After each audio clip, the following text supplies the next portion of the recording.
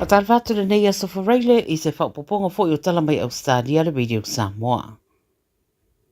O se whaalawe tau ta avale tū ngāna tūre mai wa mari waise tala wau ma tau whia I le wharamai le isi tu o tolu ina ua la vere ta avale na malanga I sa tūri e leo le tu I mātua New South Wales. Wala wane leo I Barroway Road I Narromine I le pōna pō ona uri pote se pampenisini wa ngau ia. E tu a whātala wauwhita ua ina maina so sora e se maidea no fuanga I se ta avale na mau atu e leo le tusa mara se 5 kilomita le tu I se sae o Ningan I le Mitchell Highway I le baweao po le te o se fururua. Whai ai tu ringa ma leo ma la vea I ma le ta avale tala wauia I le whai tu o Burke po o le afo le tasi I le baweao. Ma riu le tamatala wau e se 5 tausanga I le no fuanga na tupu ai le whaalawe a o le isi to atoru na ave umai le wharamai. E tinga aina reisi e se 10 tausanga a ua whaasoro manuia reisi e se 10 tausanga ma le tamaititi se 10 tausanga na ave le wharamai o tamaiti sini e whaisi tu ngā o manuanga. O lo whanga soro nei le su suenga I lea whaalawe. Ua tuina mai sa lapata inga e whaatatau le whaamai o le misela I te tono o Victoria ina ua whaamaonia isi tangata e to orua ua awhia I merepone. Whai mai e to o walu rātou wa awhia le stete tanu mai le amatanga le tausanga ma ua whaeroa le sui ma le soifua maranoina o ila ua ua awhia nei e le I malanga tarua I nei I fafo ma e reo iei fo ini so otanga I nisi na awhia mua. Whai mai le soifua maranoina e rei tūlea e ilo ai ua pepesi le whaamai I le community. Ngo tuina la le soifua maranoina le risi o no fuanga na anga ia ila ua ia to olua ua awhia I se teimi e le ima mawatu ina ia sira fia e tangata no fuanga e ono a awhia ne ai masiaki po ia ini aunga o le misela e vavetele lona pepesi. Ua whainoa mai I li poti le fola e le Medibank I le vasa neilo lātou to e whaafo iane o le isi se lau ono 10 miliona I ana pāanga I le tausanga nei o se vaenga lea o se tasi o ana Paul Kalame. Nono winga o pāanga le Medibank e mawhaio na mauane le 5 anga I le se lau tauru 10 tala Australia e anga wa ai mo whainga whaavae tau le soifua malonoina. Pai mai o le a whaafsota ia lava le Medibank tangata o lo o anga waa ia whaamanuianga. O le nei tau mo whainga e peona whaeroa le 9 News, o lo whaatupe mai lalo tupe whaasawa le au unanga I le taimira COVID se funmareiwa. Taru mai le taimira COVID wa fua ina I le Medibank, se vai ngā tupe se lau onus piliona e peso soni ai. O le whae unga o se tema te tau o na mawai I e peimeni. O lo I se tūlanga tinga ina se talabou e se 10 tausanga le wali putia na tui e le tangata se iturou I woi o se pitonu I New South Wales ma ua pu e leo se isi e 24 tausanga le matua o se alii. O le Central Coast tu poe le whalalave whai mai leo na oso whai ai lea talabou I se whale I woi po le apole iwa I le pōna pō. Na ave atu le na awhia le wharema I Gosport mō tong fitinga ma lo tau whia se tūlanga tinga ina. O le ua mōria e rua sufata usanga na pu e leo I Point Clare, ma ave aide ofisa o leo I Gosford.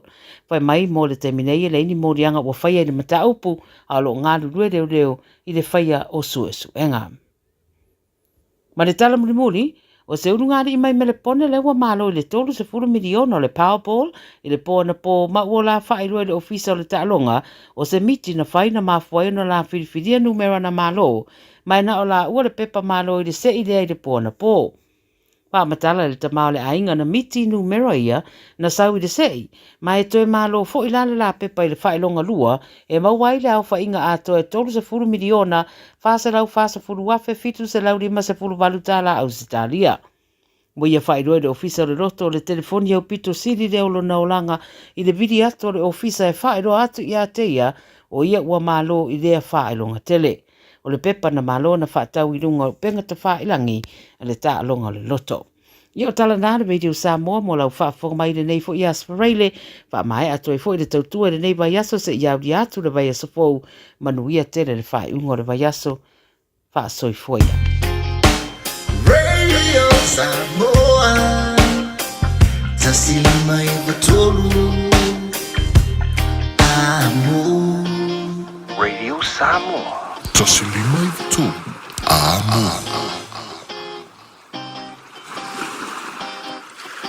If you feel mo na rental se whaalau ilo antula na whaapitoa mole masino February mamati. E los fulpasene ua pa umaulalo ai le tongi pe antolu aso pe silia tu foile e te whaongai nai so se taavale. Ma mawailo avado i le se i e awheta ala Samoa i le whai unga o le basina. E ma whaiora piki le taavale mai le malawa lele i whaleolo polo tanto ofisa au tu i ala fua. Pe mamuli atu foile le whaletali malo o lo o e wha mautu ai. Ai ngā whaapitoa. O lo ia tanto insurance e te fili mai ai ina nei tupu se whaalawalawe ai o lo o iai le whaamama avenga. Ma tu olo iai le tanto account i New Zealand pe lafo sa fo i le moana e whaonga i le Pacific Easy pe whaonga fo i lau credit card e whaatino i le tongi no lo sa. Mori si whaamatalanga wala au le Pacific Easy i le ovalu se lau o tasi onono. Pe asi le tanto Facebook o le Moana Rentals po le upenga ta whailangi o le moanarentals.com. Moana Rentals o lau paanga e taitoloina oe a o e malanga siasi i Samoa.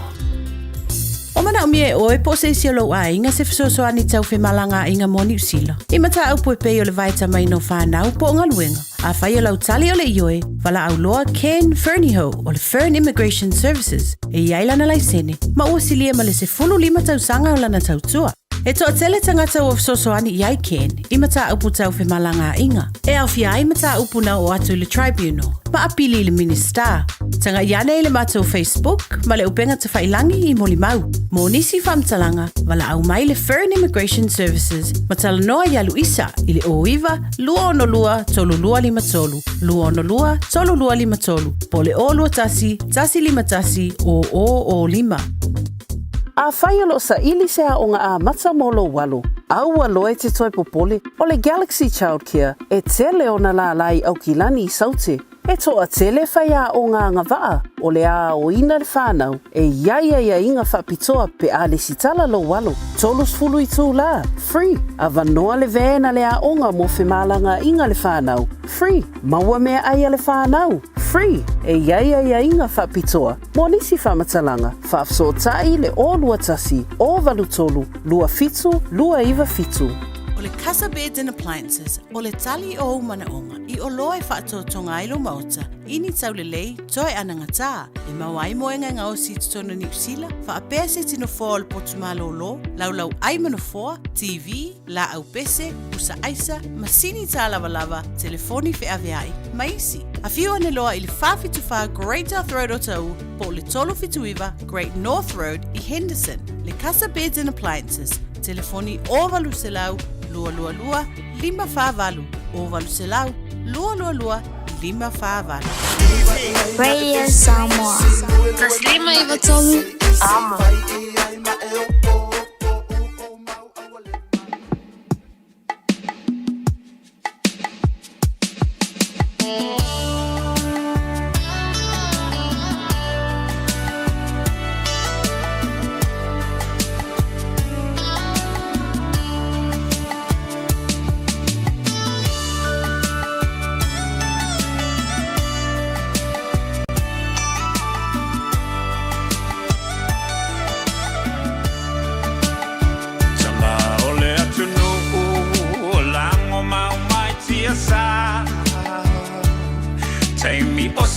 Mani, ma peretania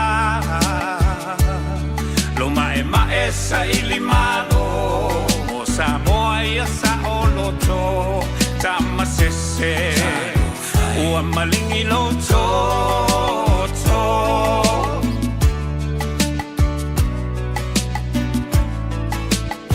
Naitina ole mau Ua aula uina ilau Le toloto te tele Ele ai o se fefe E au solo le pongi sa Ile vao e sa ili o tama E momoli Nai alato tau mafatanga Lawaki alangona pesi o iguleo Ele pule ani palangi o la Samoa Ole mau a pule Ole mau la valeta ua Ole mau Samoa mo Samoa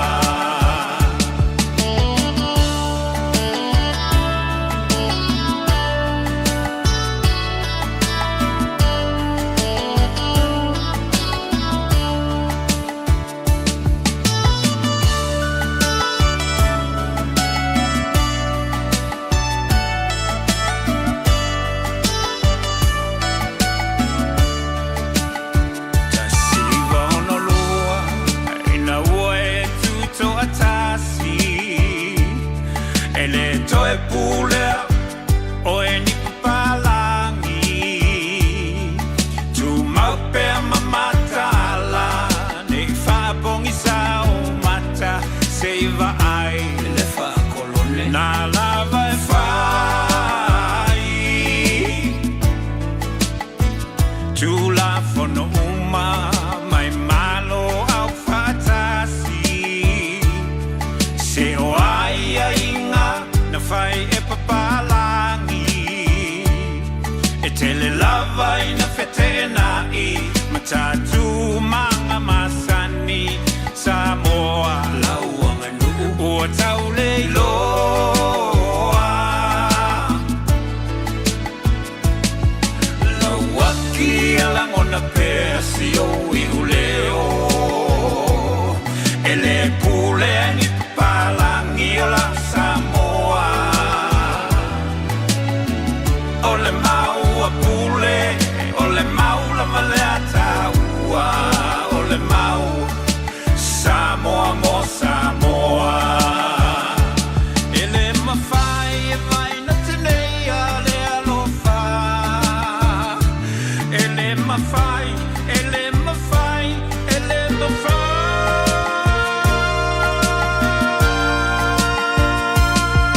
lauaki ela mona pesi o iuleo ele pule ni papalangi la Samoa ole mau a pule ole mau la malata ua ole mau Samoa mo Samoa lauaki ela mona pesi o iuleo ele pule ni papalangi la Samoa ole mau a pule ole mau la malata ua ole mau Samoa mo Samoa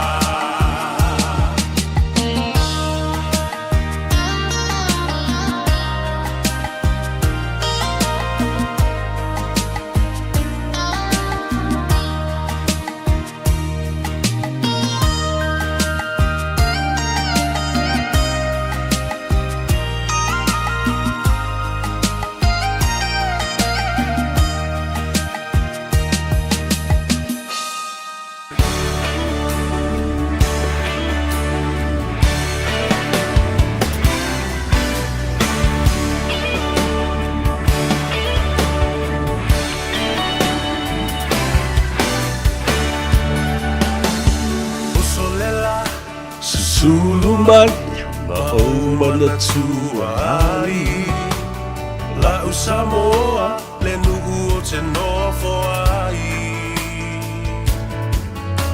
pe faa pe fea na ngaloa tu oi leva ai Samoa o le penina o te fia fia i ai o solela Ja, talofa lava le pa ia mawalunga o le whaafonga tāpua i a mai se foi o le sila mai moa o le mamalu o Samoa le atunu upele mai tawhai fia o le lalulangi. Ia mai se foi le nei atunu o New Zealand. The land of the long white cloud Aotearoa ua vea mainga lona lua o le tātou atunu Samoa i lau whanua ma ele o le nei foi atunu te leo le lalulangi. Ia. Whatalofa ia te oi mele nganga whaalalo mele nganga whaafitai ua tātou toi whiloa i fo i lumo le nuu e leo tua o le nuu e ta tanu wai tangata le nā whiloa i pu eo manu e leo pu eo mala malo a fua ai lao u maua sulo le lofa mele anga le lei o le tua o le lei au auli ua tau walunga i ai ia manganga i fo i Faiva o Samoa ina ua tūla lata fo i e anga i le la e ngoto i le me masani o na ma ngoto i ai ia whaftai le tua te mai le soifua ia mai se fo i le malosi le au una le ngata ia te au nei ia mai se fo i le sunga le i satini tumuru vao siki asiu whaftai i ona tiute mo na Faiva o Filima ia o tu uisi ngā ruenga ae fio mai Ia e whaopopo le tātou pora kalambe. E masan ia i asfareile o vai a streitasi e pei o nei ai. O oe male tulafono. You and the law. Ia le lei sau se teimi ia whaafilo i fo i le lei sa tini. Ia ai whaatalofa ma ofo lofa atu ia te utou le pa ia maulunga le atunu. Mai maunga te tele se io o i maungaiti, mai o nao se io o i o naiu. Ia e ale tāpua inga fo i ale au whainga luenga tutofi ale atua. I whata whaitau langa e fia. Ia le tāpua inga fo i ta mam tina mātutua, tua asina sina. Ta lofa lava malo le soifua maduia. I le nei fo i vaenga le o nanga mane tautua ale si ufonga o Samoa. Malei atau o savea. Le ulua i ali i so alo se yuli pestanta ma langi. Al Harrington tu marvao le bea. Ele nei aso muri o ngā ruenga, tā walunga i ei Faiva o Samoa i na uanganga i fo Faiva mala. Watalo fatu i le sunga le li satini, tu marvao, pa lole soifo maduia, whaftai i le atua. O le fo i o tā whenoi i le anga le lei o le atua. Ia, ma tā tala noa fo i ma tala. A wā i a le saunga le mu fo i. O tātou tangata ma le tūlafono. Se isu e kupo where o iai. Ia le ato tūmanu wā. Ala lea wa maua. Maua le leia ia le sunga e tūmanu wā. Ia lele. Tā alofa lava ma lole soifo munuia. Soifo munuia. Fio maia e le tāpuru kalambe. Ia, soifo munuia i lau fio masavea po lau whaafi le lua le nei tūla o le fiafi. Ia e vea fo le nei avano whaaro e vato i le wha malo, mana whaafelo i le paia lasi lasi o tātou tinu. Tupu mai e me se fo i ona paia le tua so lava se whata whaitau lana. Ia me se fo i tu e whaara nei ke lope, mana nei atunu o lo o au mo waisi o tātou tinu, whaare le malu ai. Ia wā fo se ngā malo a sa vea. Whaafelo atu fo i tātou paanga ma san le ne fiafi. Ia malo le whalau, malo le tau atai. O vea kua ba visola ia fonga mua le fiafi. Ia. O ia lo fai se uso e en makua longa sai fua ala ia no pe mika. Lai fa ngoia. Ne malo ta wata ia mele ne vaso. Ia, pule lo fa le tua. Ia, ma fa malu fo yo na au. Anga le lei i me feo iai o fono tanga. Ia, fa pena fo i fuanga o ainga ma tulanga fa pena. Ia ma le tapenanga fo i wa o le aso tai au. O le teimi mole o le afai ai ia se o nga fo i pos a training session mo wards umalava Pacific Wardens umalava i le ai tele au kilani e o lava i le loi Waikato. Ia ma o le la ua longo mai. E tumutumu, masalo pe ova i le lua se lau ia leo fo ia a tātou ai o le community ma le tu malo. E so soni i le ngā ruenga li malo le malo. Ia, o le sile vaenga mania wala sa tai, o le la tātou whelo iai. Ia lavo. Ia, tapule o le lofo le li i whaafusi to le malosi o le ola fo i o na wat. Ia, fufonga fo le so tai. Pe nei tau, ia pior ki mua le leo whai o isi o mako i kumalo. Se vai la po la se kalia. To fa tui sa mau ia male o le no fa longo tu manu e feo lolo a le mele ke no po se manufata le mele le tilo ia ia ia le lei na mai lo vai aso ia me se fo ia e mana io le utata le no dei fato za malanga e se atu male tatu ofisa se tasi fo i otamali i longa le tunu sa avea fo i ma police prosecutor. Sa avea fo i ma sui su fondo le parlemene. Se ei fo i le tulanga tofi o le sui fonga ftelai.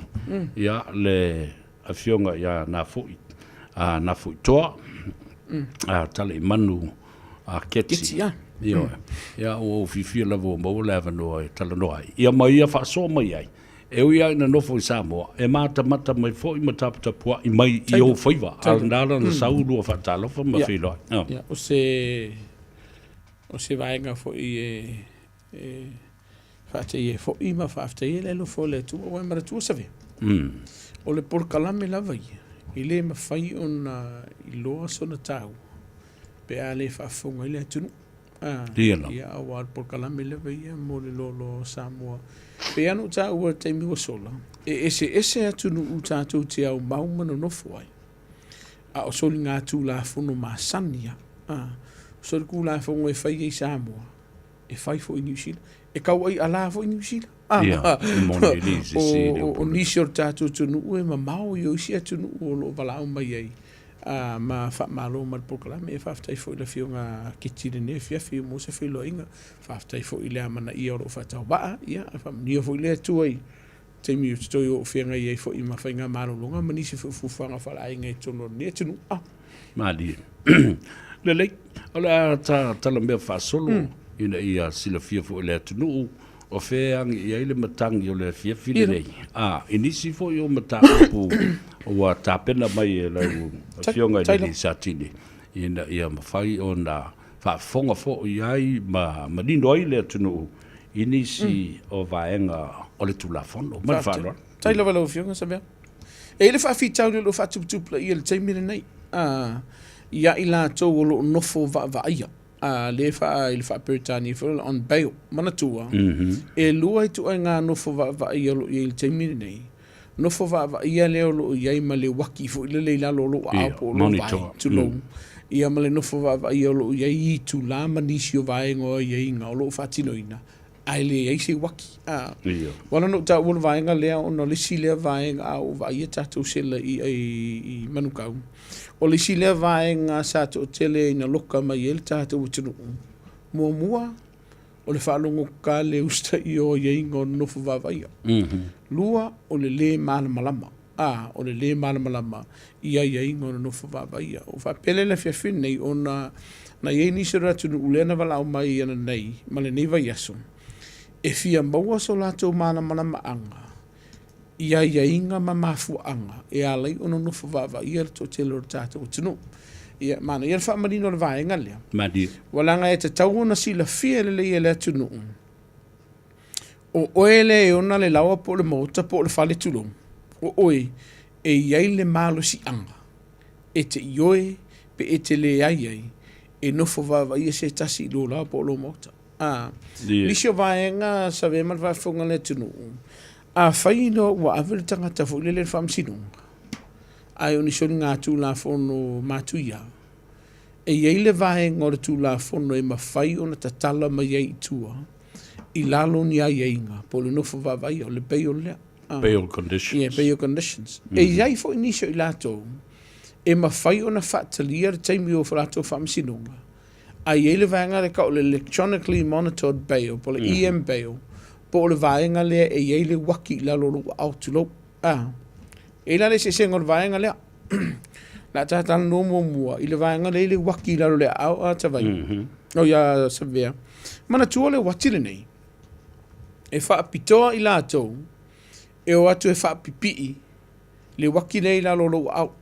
Ma le wati fole nei. E iai vaenga o le whanua i le mawhai ona e sopo ia.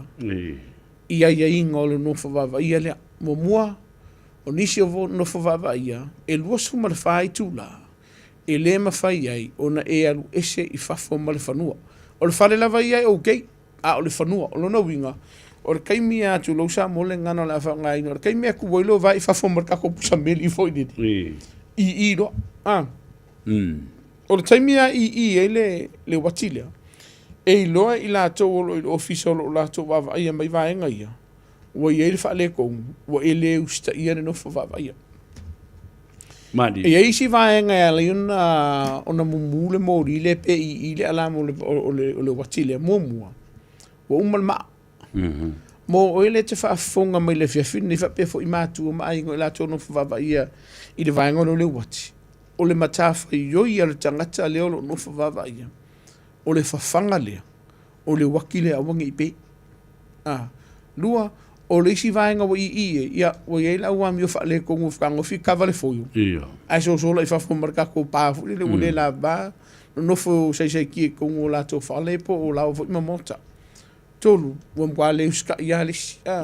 Mana tuala, E ia inga e mawhai ona mai a te oe. Vaenga mua. Peha e talo sanga. Se pauale ona ngā ruenga le kau si o kōrua misi o whanga misi o ainga.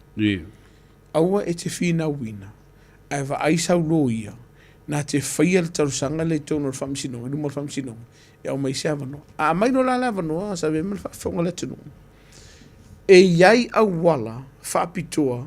E pau ai o au wala whengi. E whenua i karwarika. A whai te whainga ruenga i o i Penrose.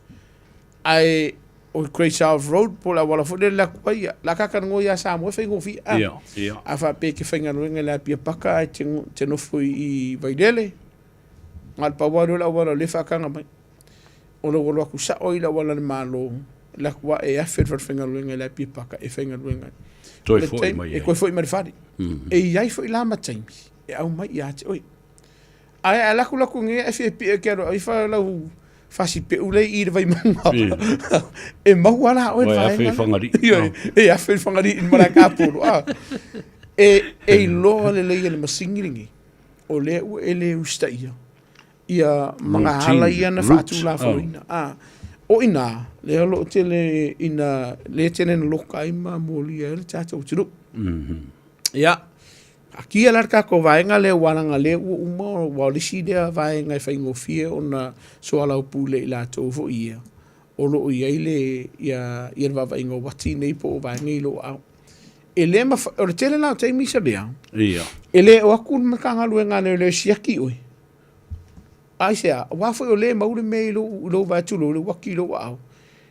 E whaingo fie ngai lo en tanga luenga. Po e alu i fafo po e le usta ia pe le ai. Peitai. O leisi tu e ngā nofo whaia. O i o lo o whai ma whawhita uri te lo tono tātou ainga. Vaenga momua. O le nofo whaia lea. E o mai aile leo i leo lawa po o lo mauta. E siaki le o lo nofo whaia i tono lo ainga. Tala whati tai. Ia. Bua saureri o simi manga o e alwe nofo ina iona mātua nofo whaia. O le vaenga mo mua tau na whamanino, e ta tau na matanga lue ngā leo leo, o na whasilingia le o lo iai o alu e le whane, pe ma whai o na watu le i re ngofu wawai o ale ai, e lua lai me tupu, ale ai, su e sisi no fuanga, misi loa, i o le wharpui pui le ngofu e whatatali e le si aso o le wala ungo le whamsino.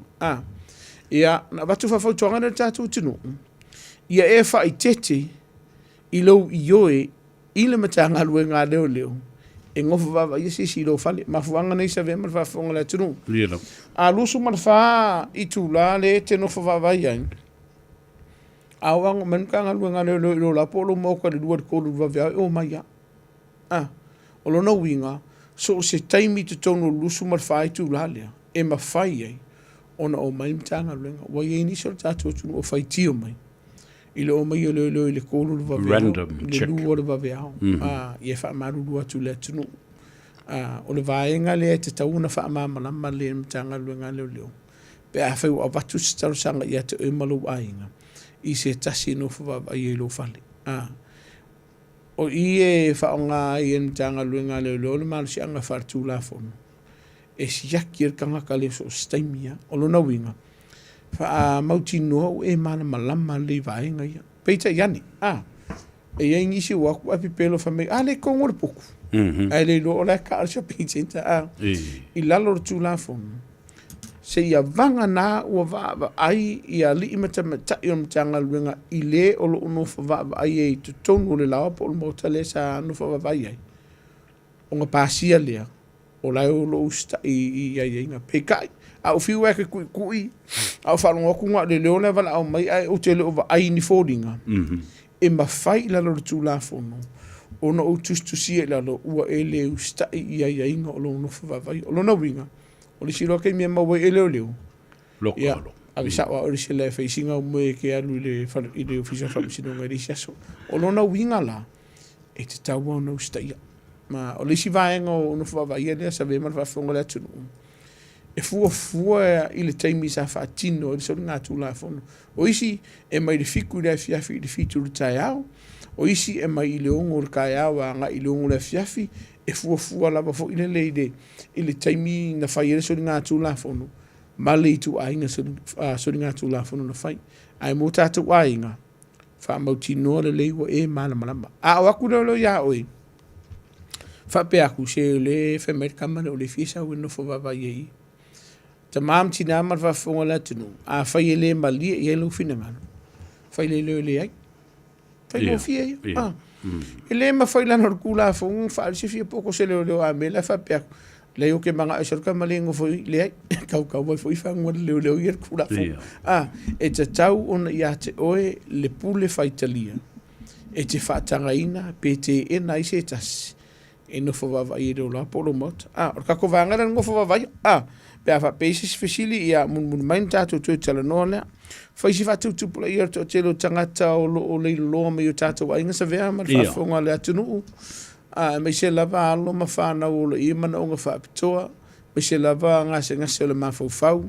ia au te titile li si vaenga o ta māmtina mātitua, o mou le ngase o le dementia, whaamon mole, e iai le teimi, e ono mō li ai o e leo o vai o tātou ta māmtina mātua po tātou ainga, pe a whaiwa e whaatamala le whaatino ino lo titi. Me momua a fai o fa se fulunga o kulele e bakulum ko marko inga le o le fai ama mo le le awala e ono fai fufu nga ia e foninga mai e tele o e tu la fo ine la to le ofisi nga a fa neglect io e ben tu la fo no savea ma fa funga la tenu e lusu mar fai tu la e ma fai ona le lo se tasi ona li potia le o la va fa tu nga le tenu o ka ko ke ngo fo o ka ko ke fa kali de lusu mar fai tu la o le vaenga mo mua a whailo a mese la bai la tō lo i ia ngase tu ngā furi le mese ngase na mawhawhau. A saulo le whale ua e mautino o wane o te o le i sisir whare. Vaenga mo mua, whaasolo lau siaki tono lo la polo mota. Siaki uma poku, siaki lalo le whale tulo, siaki kāpuki, siaki le pusaisa. O le si vaenga, siaki rungo tātou whaalo furi le te tono le whale. A whailo ua umana whailau ngā ruenga. Ele o yaisis a o te whaatali lusu mal whai tula ai o te tauna e whaapsota i rantanga luenga leo. Ia au lava ia sa vea mana whaafonga lea tunu. E siri ia ki au whai mea mkanga luenga leo. Ia, koe vidi marisi duai kula. Ngai leo lo whakarikali ane i eise whaaro lawe o tupu na whisini ngia leo oi. Mana ngā luenga sa tauna e whai. Wa awhai mai leo. Koe vidi marisi whai kula ai munumuli ane tupu si whaaro lawe. E fai ngofia e koe fo in kanga luenga leo. Le ua umanga li poki mai a anko fai meo ke whaakari i ere lau kupu whaavlawe o vaenga whapena o we te whaatari. O lisi vaenga whamona mole ta loka mau o tātou whali. Me se fo i pā o tātou lao mama o tape a whai o ingi pā. I dina ia pui pui ane o tātou ta maamti nā mātitua me se whāna olo ia inia mana o ngā whaapitoa ia. Mai leo ese lua. Vai ka ko vai ka ele o ngi vai ka ele ku fale e do isi sina la tu te vai pe supervising ka ko swimming pool fo e ku Nela. O nai o no ye halo ma fana e me sene u tatu tina match tu. Ya ke o male mo se kas a lo vai al te min nei o fai si fa tu player vai ngala to te la to lo le lo po la to fo ina o e fai ni fa ka pe fai nga wenga o le to fo i mai ya oisi ba wa ure ko fia fo i mai ainga kuro fa fonga la tru e me se la va lon fa na te lo te lo taimi o le usta i nei la to matu ia ngo kwala ia le nga lunga pe kula nga male ko fo i mai a o te fa tali lu sumal fa tula a feo istangata me criminal minds o matua ata mai tele ta ngofia ve ese ia tama i wati na pipi electronic monitor ile vai fa pi le wole possible le wole mo e maua o ila masalo mi ai en kanga ngale le wele ska ka so pape o so una fila o lo tupu vanga pero vengo fia o ese fo ni me o el mal malama o isi o la to fa nga le ia foi o le kavai o la to o lo na winga la ia e su e uman kanga o que fanga foi kai favorisia e va pe o ko ba maur me ka mo ele kan ka e punga lunga le pa kai ma maur ngi ule o nei vai ngana o lisi vai ngolo yai fa fa tu pula ia o tato sa wanga tonu ainga tamin nei pol fa no ngolo no lo afia ai malo ma fa na Sa vea ma le whaafonga le atu o le isi lea vaenga ma kua le ai aso usala mo pea ulo kanga si ko ngā sori ngā kula fonga ke po yala tala whaafonga ma le atu o leu abatu whaafia tātou por kalame o lo o tele ia tātou whautuanga i so lava se vaenga re nei atu ina ia whaititia nisi o sauanga i tono ai e mai se lava ia le whanau ia matinavo ia peita ian o lo vai pe fa tupula i o le vaenga le o la lava fautuanga fai wa visi o numar ki ngā lainga o wale ulo wikal whana le anga le o se mea le vaenga fai wa le fia sa vali fai se fai sing fa mariskingo fa malo ma fa tina se ai kar ko inga kuet ai ro ka for ko inga la foi fa sasa ve kure le tina e ki nganga ikal ko inga fai tala e mau ai le mele file mu ai le ole fa ko FEB kala lo mako si fa pai fo lo mo le se pongo ara me ya alu kire ka ia fa pena foi la ia tama le fifia lo mo va se maria a lo pumunia se ve e fa ka la funga o lo ma fakia foi le ku pa malos i sa wanga o lo pumunia na ele se sengo oi tona tangata ni to lo tamam tina o tina ia telo temi huile pe yana le tau tala sisi o le fefi eli pokir kama ai ar temi tene na faso ar to tele peka yana na le li potia le tamana ia tina pe afa o li markama pe maka muli huile le pe le anga huile le ka o le sisi ka o mai am ko ku mo la lo de e tau na e tala no ai sitas e te tau fo ina li potia le tanga luenga leo pe a fai o a fia o i so la va sa wanga e o fo ila le fana o te lele a fia nga le fana o te mine nei i sa wanga ma o sine vai ngolo a vea ma fo anga e soli tu la fono le fana mo le mo se ma pusanga ia inga ia e o fo inisio la tu wo sa la tu masani ma tau songa su elo i fafo su elo i fafo o le sile vaenga lo pule mtanga luenga leo ia ono le to telo alo ma fana o lo fatupu ina le telo fa la ma iso soli ngā tūlafono e mai tu tonu ai ngā ua le yeise file mu fu le polo sa waina fu tonu ai Marila ele ta ua le na o le ua ngā tāta le lo fo i le to telo le fana u teine fo le o le ilo loa mai o la to ainga ai o so ova yaso le ye lua i tala mai Samoa. O lo ye foi fa fita uli fa pene o lo tula i mai ai te au fi o so te niti o te niti o le matu o le niti sfulu lua sfulu fata o sanga e lo le bafu anga po fe o anga i no tua i le o nga male toi fo i atu le fana mana tua e peno ta ora temi o sola o isi alo mafana o ya o le mautu ma fa fa uno nisho sa wanga tonu ainga o le pomoinga lua o le ska magiki wa lua ita inga o ma lua ku ya tolu o ye inisio fa inga ainga fa le manuia e fa funga mai po e fa lungo mai o ele o se fulu valu o ko sanga po o fa se fulu o ko sanga e ye isi nga ya te o po lu fa ainga ma se alo po se tamai ta i po se ali i fo i se fulu o ilalo soli ku nga fa valvali e fa e mo o tulafono e mo lia o tulafono o le soli tulafono le meolo e fatiroina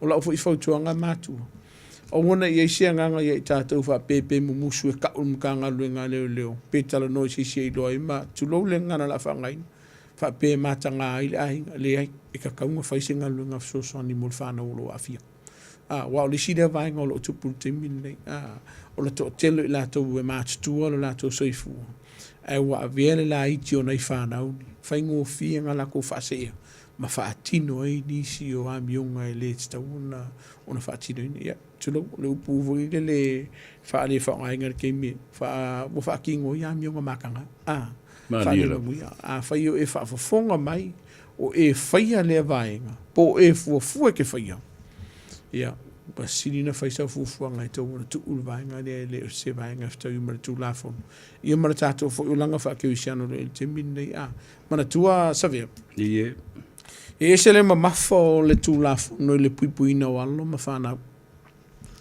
ele ngata ye la to lo faia so linga tu lafon a o i lātou o lo o a fia i soli ngā tū la fono. Ia e me se fo i alo ma whānau e le o a fia. No na winga. So se alo a tamai tai po se ali i lalo i fo suma le fiku, kau sa lalo i fo suma le valu tau sanga, te le i ono vaenga o le tū la fono. E pui pui a ia te tau a whānau nei. O le vaenga le ana mātou tala noai manisi fo le tunu. O lo i ei nisi o ainga le oro lako kau fia pia kusi whalau ka miti. Mana tua, ia, e reo koe pō malai. O le tusi whalau, o le mea tō tino lea ale malo. O lo tausi mea ai, i la tō lo i ei o la tō swafa i lungo o tusi whalau nei. Pe whai mai o lo walo na e vai tamba mai ei mai Samoa, po se tasi o lo a inga sa e au mai ama e sponsaina mai Samoa, wha amon muli. O lau whautuanga ma lau tu o lalo. Aver kusi whalau. A ora te me oi, aver kusi whalau. On sa ilo wika, whaftailinga luenga le lei, whaftailinga luenga mai a sa e whatino ina e au mai e ni sila, peitai. O le soli tu la fono le ngai o inga ngai ke whai o lo tau fio la tu tusi whalau. Ma vaenga e patino ye la tu. Ai le koe whafu ye.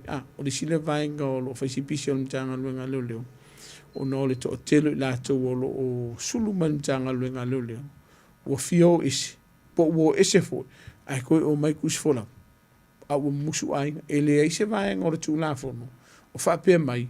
Siki e mawhaia ngai kao fiar kusi whalau so o se silapa. Ngā luenga o kupe le ai e iei vaenga o le tu la fono ne la vela vea le tātou tunu. Ai mo i la koufu isa vea o whaia ngai mea o le o mai iri. O wha walo lo whai nisio ai ngā mei soso. Whai ma se lofa.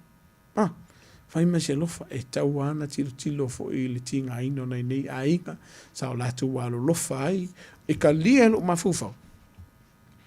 E alu ese o se tasi mai se a inga. Ona ua lele lei ona whaia i latou. Sa wanga, o isi o vaenga, o no lo tupu teimine nei, whainga luenga i le vai aso a koa, anga lusu kala, a lai tu e lisi enga, e talia lai lo mafufau i la tou, wo ese, o no ure la wakalinga isi i whawhita auri. A oele ke whaia la miele ke sa ole o mga e fufua e whiaka o mai eso la whamon mori. Na ufautuanga whaima se alofa, tau fu ene kirikilo ki ngā ingo ngā isi ainga, vaenga umaia. E le mawhaia, o na tātou tau fia, tusi whalau i la tau nei, o le whautuanga la tātou tunu u whamon mole, o sa ilo wika. Fo i per tusi whalau le mea tō tino. A wai ei vaenga o le tū la whono. E ono la vela vea ai mamoli ai oi. Ia. Le si vaenga tau o tele, o i la tau e tau fia, mene i o tusi whalau, o no ni ai tālafu. Sa ole. Ele te tau na whaise mea whapena. Tau whaisisi mea? Po o se vai. Whaise malienga tusi. Ana ia. Ia, e te a fo i e te malie, lua malie i ai. O le aso le a mata e tongi mai ni mata upu lea ma mea whapena. Ia ai le mwhaiona e tā fia se tusi whalau. Leanga o le mea tō tino ale malo. O oe, wana o oe o se tausi mea, le tau tino le nāna malo. Ia mai tau o tele, wai mana o mia lo tusi whalau i teimi whamtalanga o malawa e mana o mia ai. Ia molo saunga le mo. Ia, o le vaenga tau o le whaftai o le ue whamana tuina le vaenga le. A whai o ngai whai ka la fusisi au. O le tū la whono ma le whamisinonga le vaenga e whiona e vei nei ma tau puia. Ai o le whainga tā i e pēna e tau usa vei ma le whafunga fo le tunu. Pe ale ai se malilienga tustusia i le lua oi. Markanga kalenga berkupi. O i la whamonmole e te tauna e whai se fufuanga sa ili se loia. Ai lo ka o fio ka ko kusfalam. Ia lo ka o mai le vaenga le la wa mi o fa le kong. Ia. E ini sur tato tu na vala o mai vai asola nei i se fesoso ani. Mo nisio le tunu. Ia lo fai ka vale fu le lo fai ta vale ni sur tato tu se whamonmole. Fai ma le alofa. O nisio i la tau o mga wakulukupi. A le uru masi ngau whaakari le i whaiar ka awari. E ono mō lia o e whamisino ngai le vaenga. Le ua umana awe whautua ngai nei a inga nei. O e sa idi se lo ia. Awen maka upu. Ia me se ala ko funelo no whai man whanele le skala. Whamuna mole. Whai ma se alofa. A whai ua wakulu se legi. Ko pir whaingor ka awari. A whai ke si da fia den whainga whaiar ka awari. Ko e whafo i ka awari. Mo le sine vai nga o le ta vale o lo fa nga ine so tele nei ai nga fai fufanga nei o la to ai. A le o luar koru masinga o mga kongi kupe e ta o me la fa tu pena tongi ning ka mai kupe. Ia. A o lona winga e te lele a fianga e no a fie e tu la fono. O nga waru pusa o ko fa se maranga o mele o fa ia o lona winga fa mo mole. Fa ma se lo fa le malu le tu. Mai le ngata fo le da. E foi business mai la to we le na tia. Ia le mata upulea. O le whape mai o oe, whailo le sene, e whaiona whaia ia pepa no fo mau. Ia o tūlanga whape na, ia po se ofisa lo ia, ai, o mea ia tūlai mai.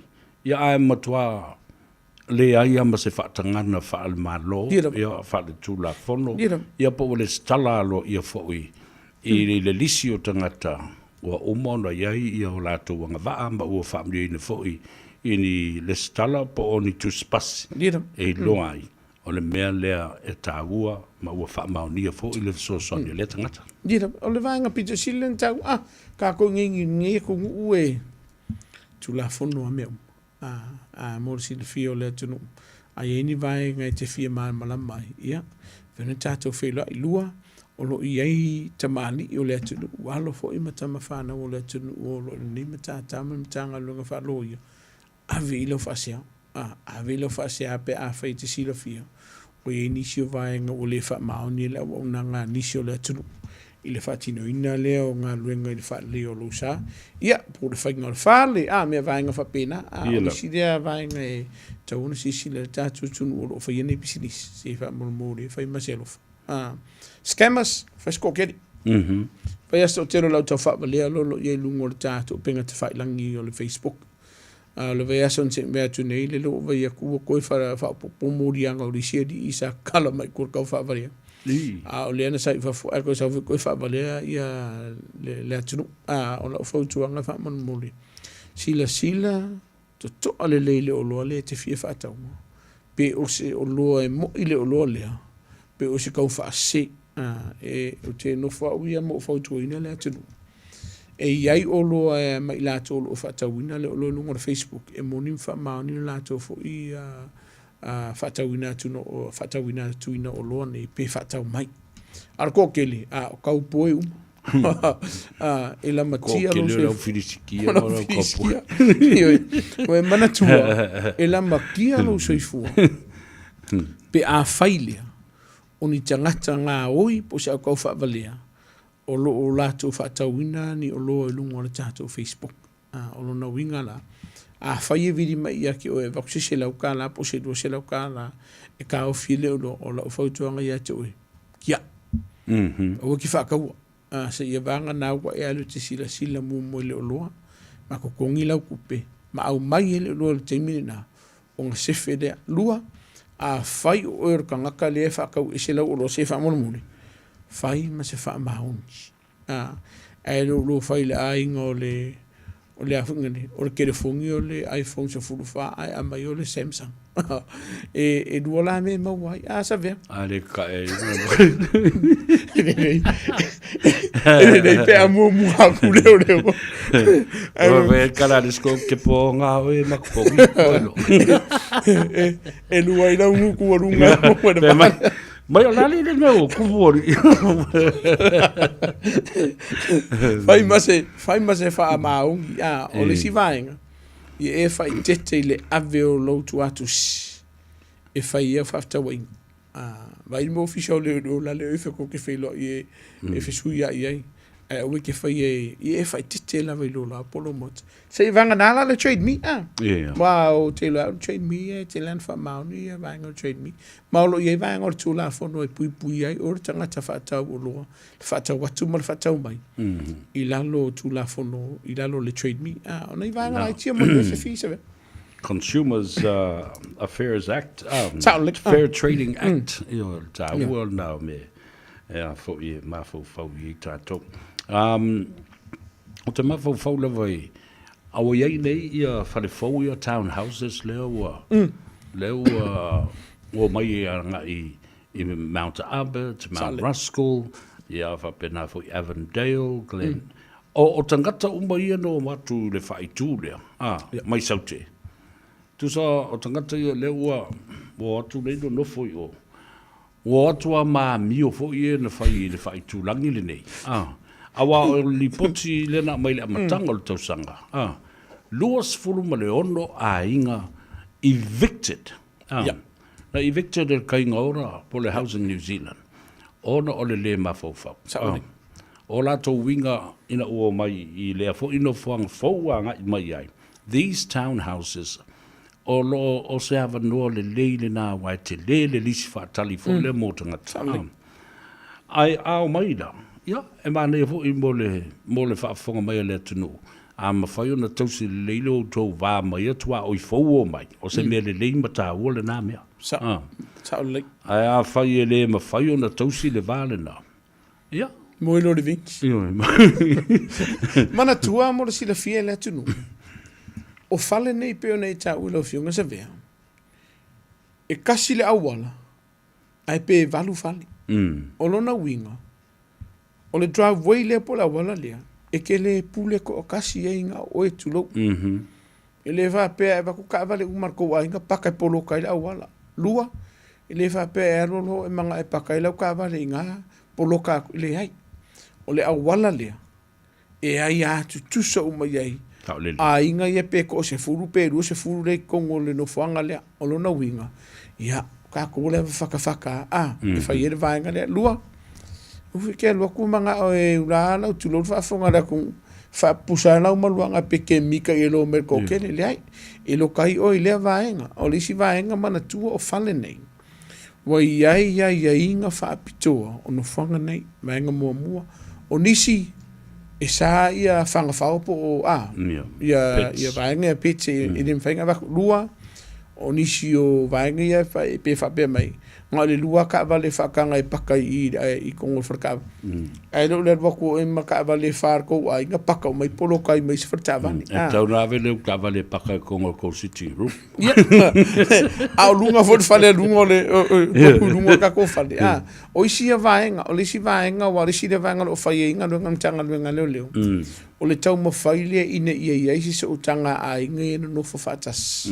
ina ia tau faiti ai ni se so linga tu la fo na winga fa mon mole e kere na ku ola makala fe ko ri sai ngai pe yo lo fate le ai anu o ye lo fale awai o le vaenga na o no moli ai o tu la fo pe ave o so se fa lo ri sai pe ke o ku fanga mai ai o se o vaenga fa pe o li si vaenga o le tulina lo sao ino fanga fa tele nei fa mon mole a fa o ye se fa fita uni fa fito fa so ta ile o lo va ia fale nei o le si vaenga o lo fa tio mai le tunu o le so ona sao le o tatu ta vale ile driveway il kama ia wala le vai ai fia miti vai no mere re ka kumara ku ai o Western Springs o fenga Western Springs po makala ai o tatu te fai I ona fai sito tele o ala mafana ula iti e ta alo ma tua fa mole o le driveway ai e fe I ka vale ai le fa inka ko ngamen ka no nga ka e o ai I lo solito fanga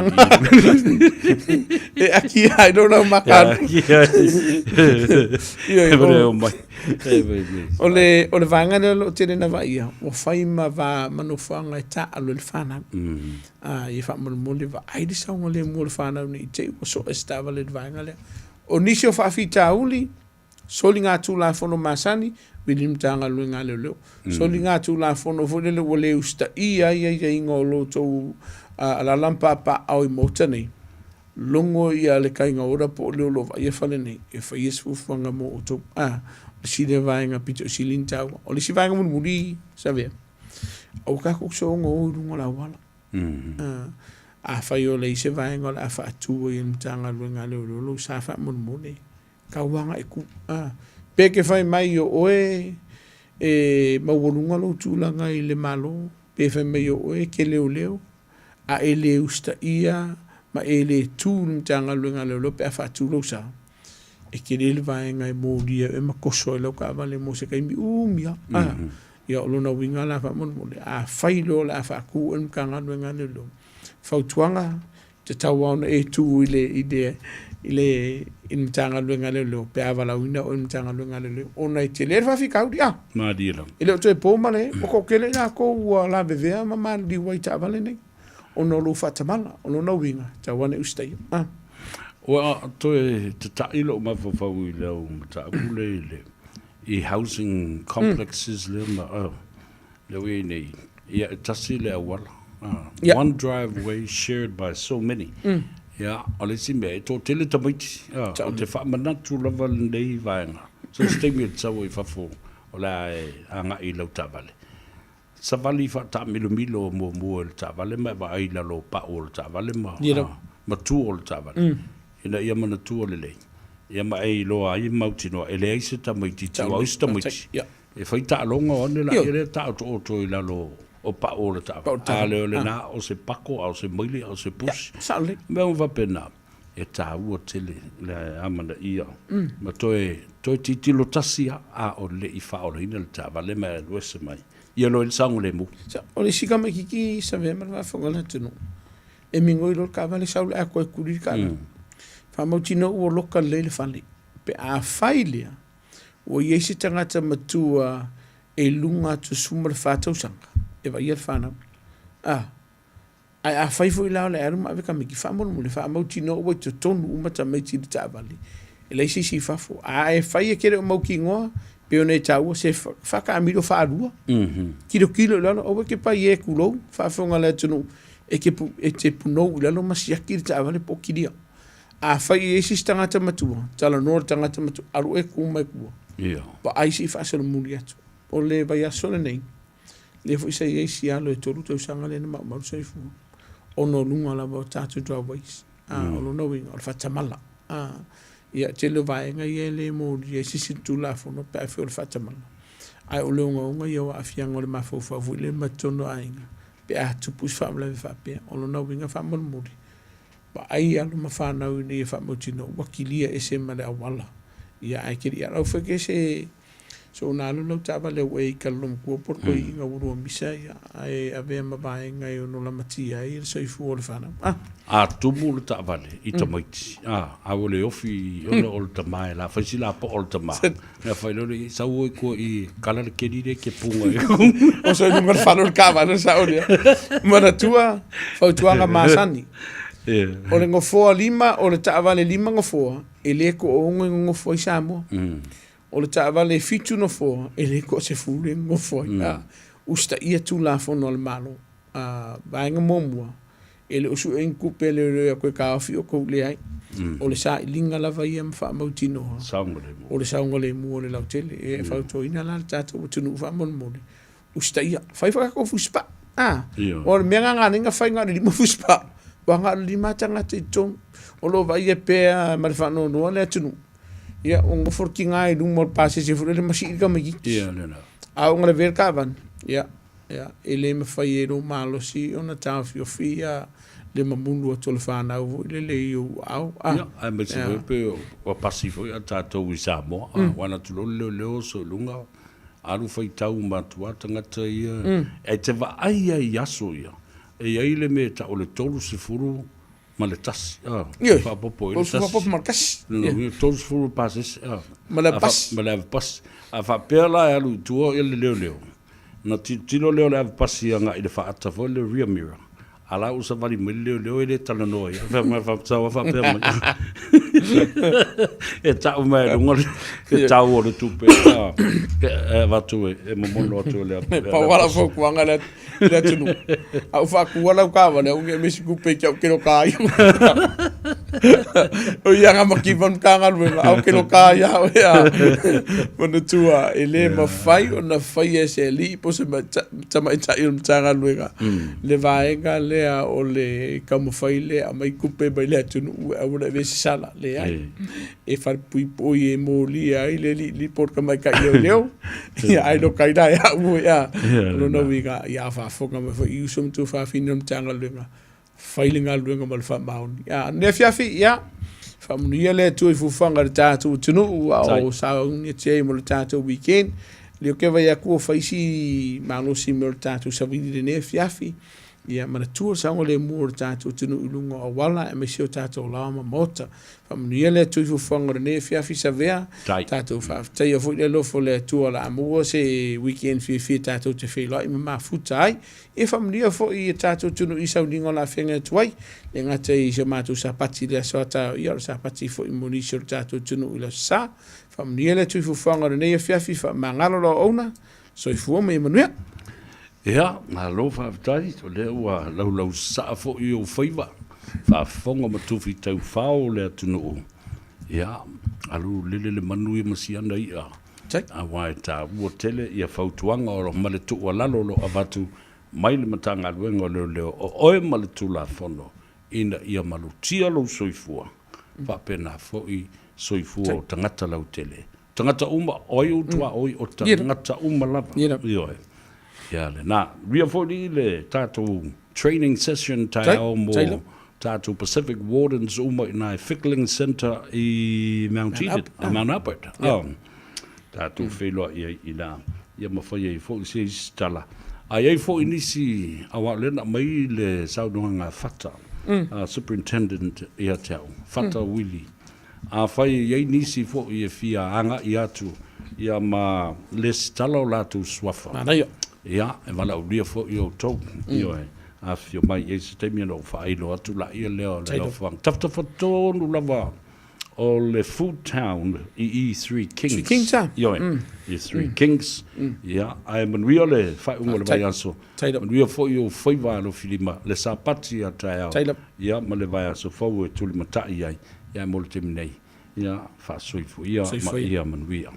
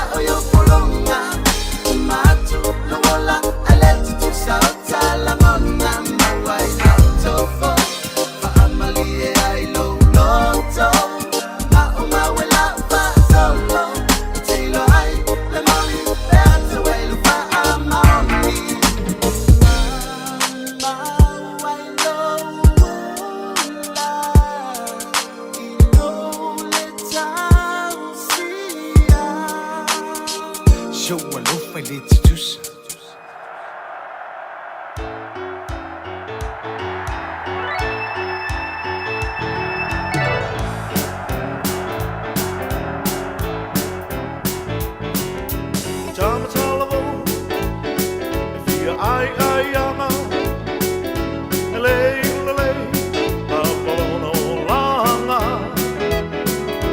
Whailo iwi Where I feel feeling O anganai Oka oka tau talai titi Ia e mana tua O e mana tua Ele sala O mai ana mua Ele ai sei si E tu wha maunga Nai mana tuna Ma mawhau whaunga E wha ala i titi E whai tō whiti Mana oi le mane A le ai ua tipi E wangau le pisi kisi Toi ai mi misi E una tau muli muli Sto alua o seisi O so tofi Tu maulo i ai Ana tuole ainga Ea o mai le vai vai Tu uia mami Tu peolo tu tongi O si o to alua E lo wha maoni Ona e matua Ua e vai vai O le whanau lama E te tua iai O le o langa nei E le tu mau So le wa e toe ina E te le toe au O le iunga lea E te iku iai Mui le afi Tangi sina i vai Ua e sele sele Yo inga sa fai Ua e salamo Ai le anga watuai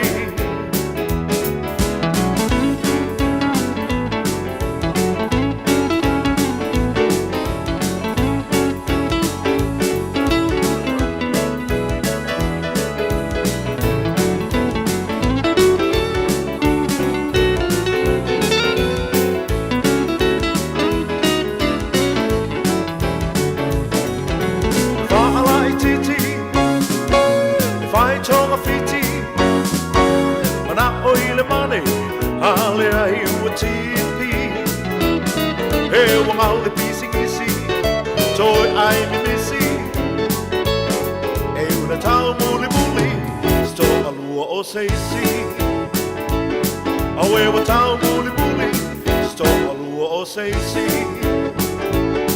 E una tau muli muli Sto alua o seisi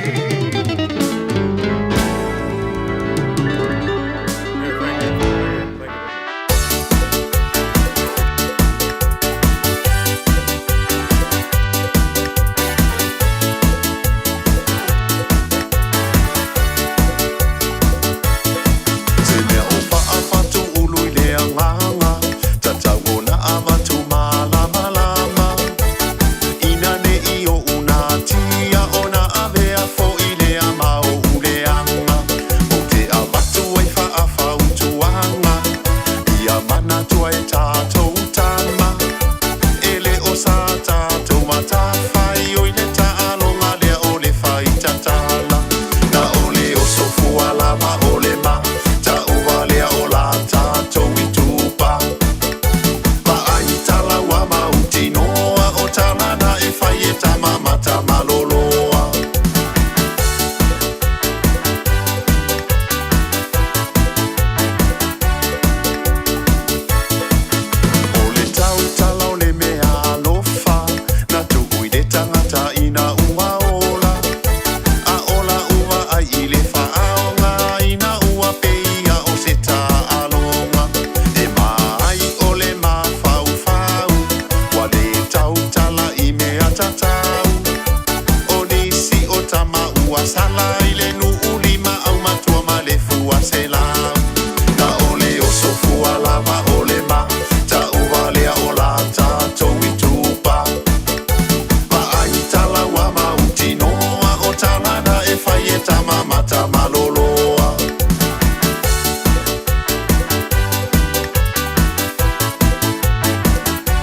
O le nā whawhiwhianga su I whiwhiloi. O le nei fo I a fiafi o le uli o le asfareile na wā. Walu minute o le o te aile I tu la e lima. Tawalunga atua I fo I mo le au ranga ma le tutua. I le pole kalame o e ma le tu la fono. I le fionga le li satini. Le sunga ya tumunu mao. Siki a siu. Moli atu le whafteitele la u fionga le li satini li malu le malo. Ia, mo lau tautua, mo lau sao I matau. Wha manatu pēr ia I tātou le tāua tele o le tausi o le tūla fono. Ia, wha moe o le moa le awanoa fo I lea vai aso, te I atu I le ola ma le soifua. Ia, ma le malosi mai le atua. Ia, e to e su mai I le sunga atu manu vau. Ia, ma wha pēna fo I ona wha au wau. Ia le tātou por kalambi. Ai o le telefoni lea le sunga atu manu vau. Mo I la tau le ma sani o na wala au mai. La ia se whawhi tauli o na tula I mai. Ia mana o mi ai le li satini. Talanoa le ngangana ma wha mala malama le tātou tula fono. Ia pe a whai ua pangatia. Ia ma mawhatia a o lua tasi iwa tasi o valu Faiva. O lua tasi iwa tasi o valu Faiva. E le whasisilanga tā ua leo te wawai atu iai. Tā ua te le mo le whafonga fo I le tātou o tunu. E le whamoimoe o le whamoimoe lea. O le awhioanga ma le ekalesia le whakasa.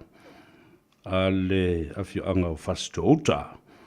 O le vaiaso le nei o le fontanga. Si o tātou nuu o whastouta o le awhia I le aso sā nei le aso lua leo le masida o mati. Vaiaso le nei I le I tūlai ono I le awhiawhi le mauta o Samoa I mangele. O tāpinanga lava ia mo le tātou sailinga se leni. O le ngā ruenga o le whalsa e whakasā. O lo o whatino le tātou nuu. Ia ma le tātou awhioanga o whastouta I Samoa.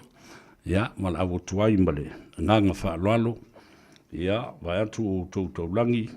Ma mamalu whaalang taulangi o le tātou nuu.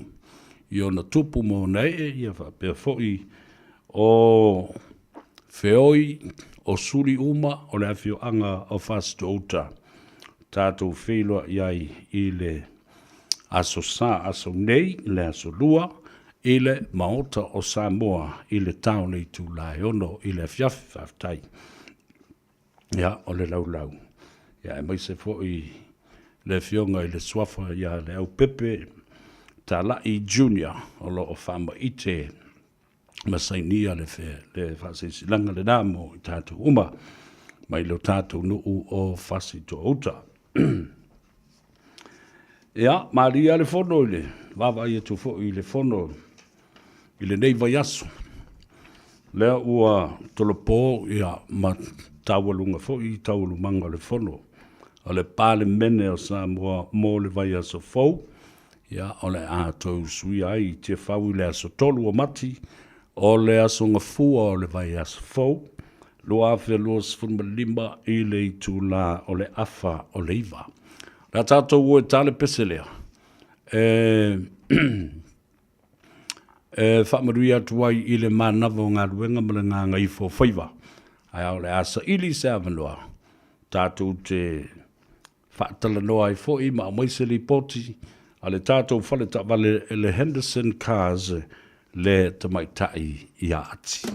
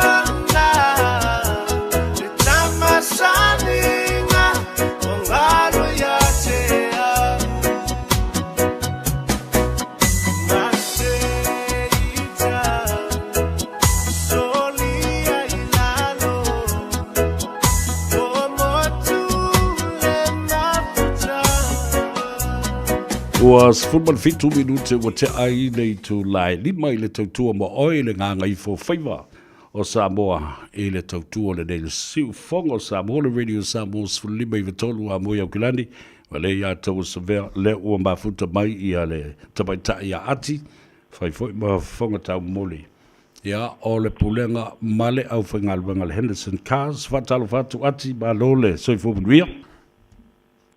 Ya malo se fo saber i lange ma ho ye se o lo fa peona pa fo no tapo kalame ni tula ya fi ya tawi la valo vidi mai ya de to a umale de salinga so fo ye de ole aso ya walu ne nga so pis de foto a mo e se time fai sina lunch ya fai sina lunch ya lele fa mana ye tili yo Yo amari nanti masa so ofiso o le pisi masani ya le family kala le silo makua o le wa kasi o le wa kasi a family going o le wa kasi ya le na aya o le sili ndansa faisina malo longa la titi fo ya o le ase tulanga sa ye le ne ya somba ma a matau lumanga fo i sa fenga yai ma oile to fine ia va pe fo ina fenga luenga ia o se riposi asu le nei asu ia o an nei le sa fa asino ina le telefo yo sign up le malo le tunu le sa o mai ni sai au manera fiafi ia la wa mai ale ia la to sign up ia o sai au la o sai au le tau no me ia ka so inga me la Lord Christchurch ia ma Palmstein North ia be to tolu e nei so inga le e malanga me sai au ia me fai ala so sign up ia ma pike lo ala so savali ia so le sai au ia o ana nei ia e paula vale ia le anei le so la vale ana nei le sa fai ia sign up ia fa pe le fa umaina o le launching for you le o application ale malo le sunu sa fa pe suina mai nei tai au ia ma nei le uli ia le la fa uma lava ona last sonu ai le itapuni so office nei le tu la yono ia le to 9 minutes ia ona fa pe lo le ona Tapunesa to officer ia ai fa peo na ngalulu pe ia na isi fel officer se I pa ia na nei le tu la futasi le malolo ia le ofenga venga le fa peo ne fenga venga de po ia o ai lava o ofia apalai se ta vale le taimilia ia e pe o le to tele level now le malola tunu fa so a maua va no le po o no le to to ngi ngaluenga le au ia e pe o le po le fa so a maua ya la so va no yo le sei mille la le o e fia palai mai yo le sei mille po e fa so a malolo la vela finga venga po le tu la sutasi malo e fa mena so tu fa mo le savea ia tu langa foi le o le ta o tangata benefiti e pe so telele o le malo le tunu le fa pena apalai mai o le benefiti lava ia o le talia le benefiti ia ai ona aiainga ai ona aiainga io aiainga na benefiti ma le pensione mtasa pensione e mana o mia lava le tangata full time io tangata le na se supporting a low application ia ala ta vale male sulanga sau pe meni ia e songi lava e le benefiti ta vale ia e alu fo le ta vale la lo suafa e awala va te pole o le tangata le full time ia na tangata fo ile sau e support oi ala ta vale ma sulanga pe meni ia o le sulanga na o me patino lava na oile fia apalaisa savali e tongi pe men ia ma ole savali alu la lo swafa ia ole siva enga le fia failo atu foi ia sulanga sa referral ma sa cashback ia ole mawa sa referral ma sa cashback ia o whaamamlama tu le, te whaamamlama sila tu langa lea, o no so te le whaapea leo mai whaapea e se le cashback, e se le referral, le ai o le referral, o le referral tu so le tangata le te tango e referral mai i le officer, refer mai i le officer. Tu sala o le tipe, o le se le ni maue o e le referral, ai le maue tangata le sawe apalai. Se vanga na o sau lava o ele se sau lava o e te apalai. Ia ona maua lo le o ele cashback. So ele maua se ele se tūlanga fo ele e se le cashback. E se le refer tanga sa referring na mai oe. I lo se lo application. Ia petu o le tūlanga na le wha numi le malona tunu. O no le o mai whai mai e maua uma ia il cashback mai refer le ai. Ia o le lesi vaenga sa oe fia whailo asu i o tasa sa avale e tolu le wha peo ni wha alu level promotion o le tasa mahinga o pick-up le ma o le wha wheta la. Ia ma le tasa o Kiwi Edition o le Scorpio ia wha peo le ia le tasa o XUV 700 le fitunu fo ia le e alu lava le promotion o tasa sa avale e tolu ia wha peo le o no le o se semi o luma ona su atu leo ata so tavale fo lua ke lua limo le wata ndu ulu taso yard ia ole e se e lo pete wa vatu e sau si vala au dia le launching o mato tavale o sau nu ia ona su watu fo ile lunga le taso media ia ata ia oi fo ise sole ole malo na sunu fia palai me e tavale o sau nu. Ia peo tūlanga tā ua na nau whailo atu sa vea. Ia mole no fasila fia fo ele malu le tunu.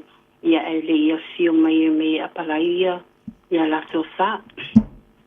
Ia, malo, whaftai tā ua tele mo le whafonga fo i le tanu ula te me tā puni i tā ua nei ia mo le te me fo e te tala i le asoa tai au. Ia o le taimi tapuni i tātou nei le svarile ia o le ono. Ia o le asonga fua me le svarile ia e tapuni le ono e te tala le lima le iwa tai au. Iwa tai au i le ono la fiafi. Ia o tai au la sona ia e te tala le iwa tai au ia e tapuni i le lima la fiafi. Ia o le asu sa, ia me le asu sa ia e te tala le se fulu ia ai tapuni i le fa la fiafi la sa. Ia, malo whaftai mo le tali poti, a wele tā telefoni, ia whapea fo i le tā tuatusi. Ia o ai lava fia apalai sa vale, ia vala al sa o mai lava o ati i la unumera o le o vale se lau. Fitu tasasi, ia pole mato Facebook page, o nai alu le Henderson Cast, ia e te i meri mai so se taimi lava. O le ia tato o whaingaruenga, e whapeona whaingaruenga tu i le seminese e pa ia nā nei le tu la sutasi. Ia pole tu sa o mai fo i le mato officer, le mato tua fusi pole address, i le tasi wa wha Cavendish Drive, i papa toi, ia manukau whaftai lava sa vea mule wanoa. Ia, whaftai fo mo le tali poti, mo le tali noanga le nei fo ia o auli, ia manuia ngā luenga o tutoe, ia whapea fo i le anga ia tu i maota malawa, tā whiloa i lea soa tai au, ai whaasoifo ia mo le teminei. Ia whaasoifo sa vea, alo whaatu manuia la fiafi. Ia whapena fōi, whaasoifo ia. Ia, le tātou li poti le nā mai i le tamaita ia ati, whai fōi mawhonga tā moli le pūlenga, ia me se fōi o le tātou au whainga luenga, ale Henderson Cast, tasil nei whalta vale. O lewa te le tātou whai poiponga ma le whalta vale le nei.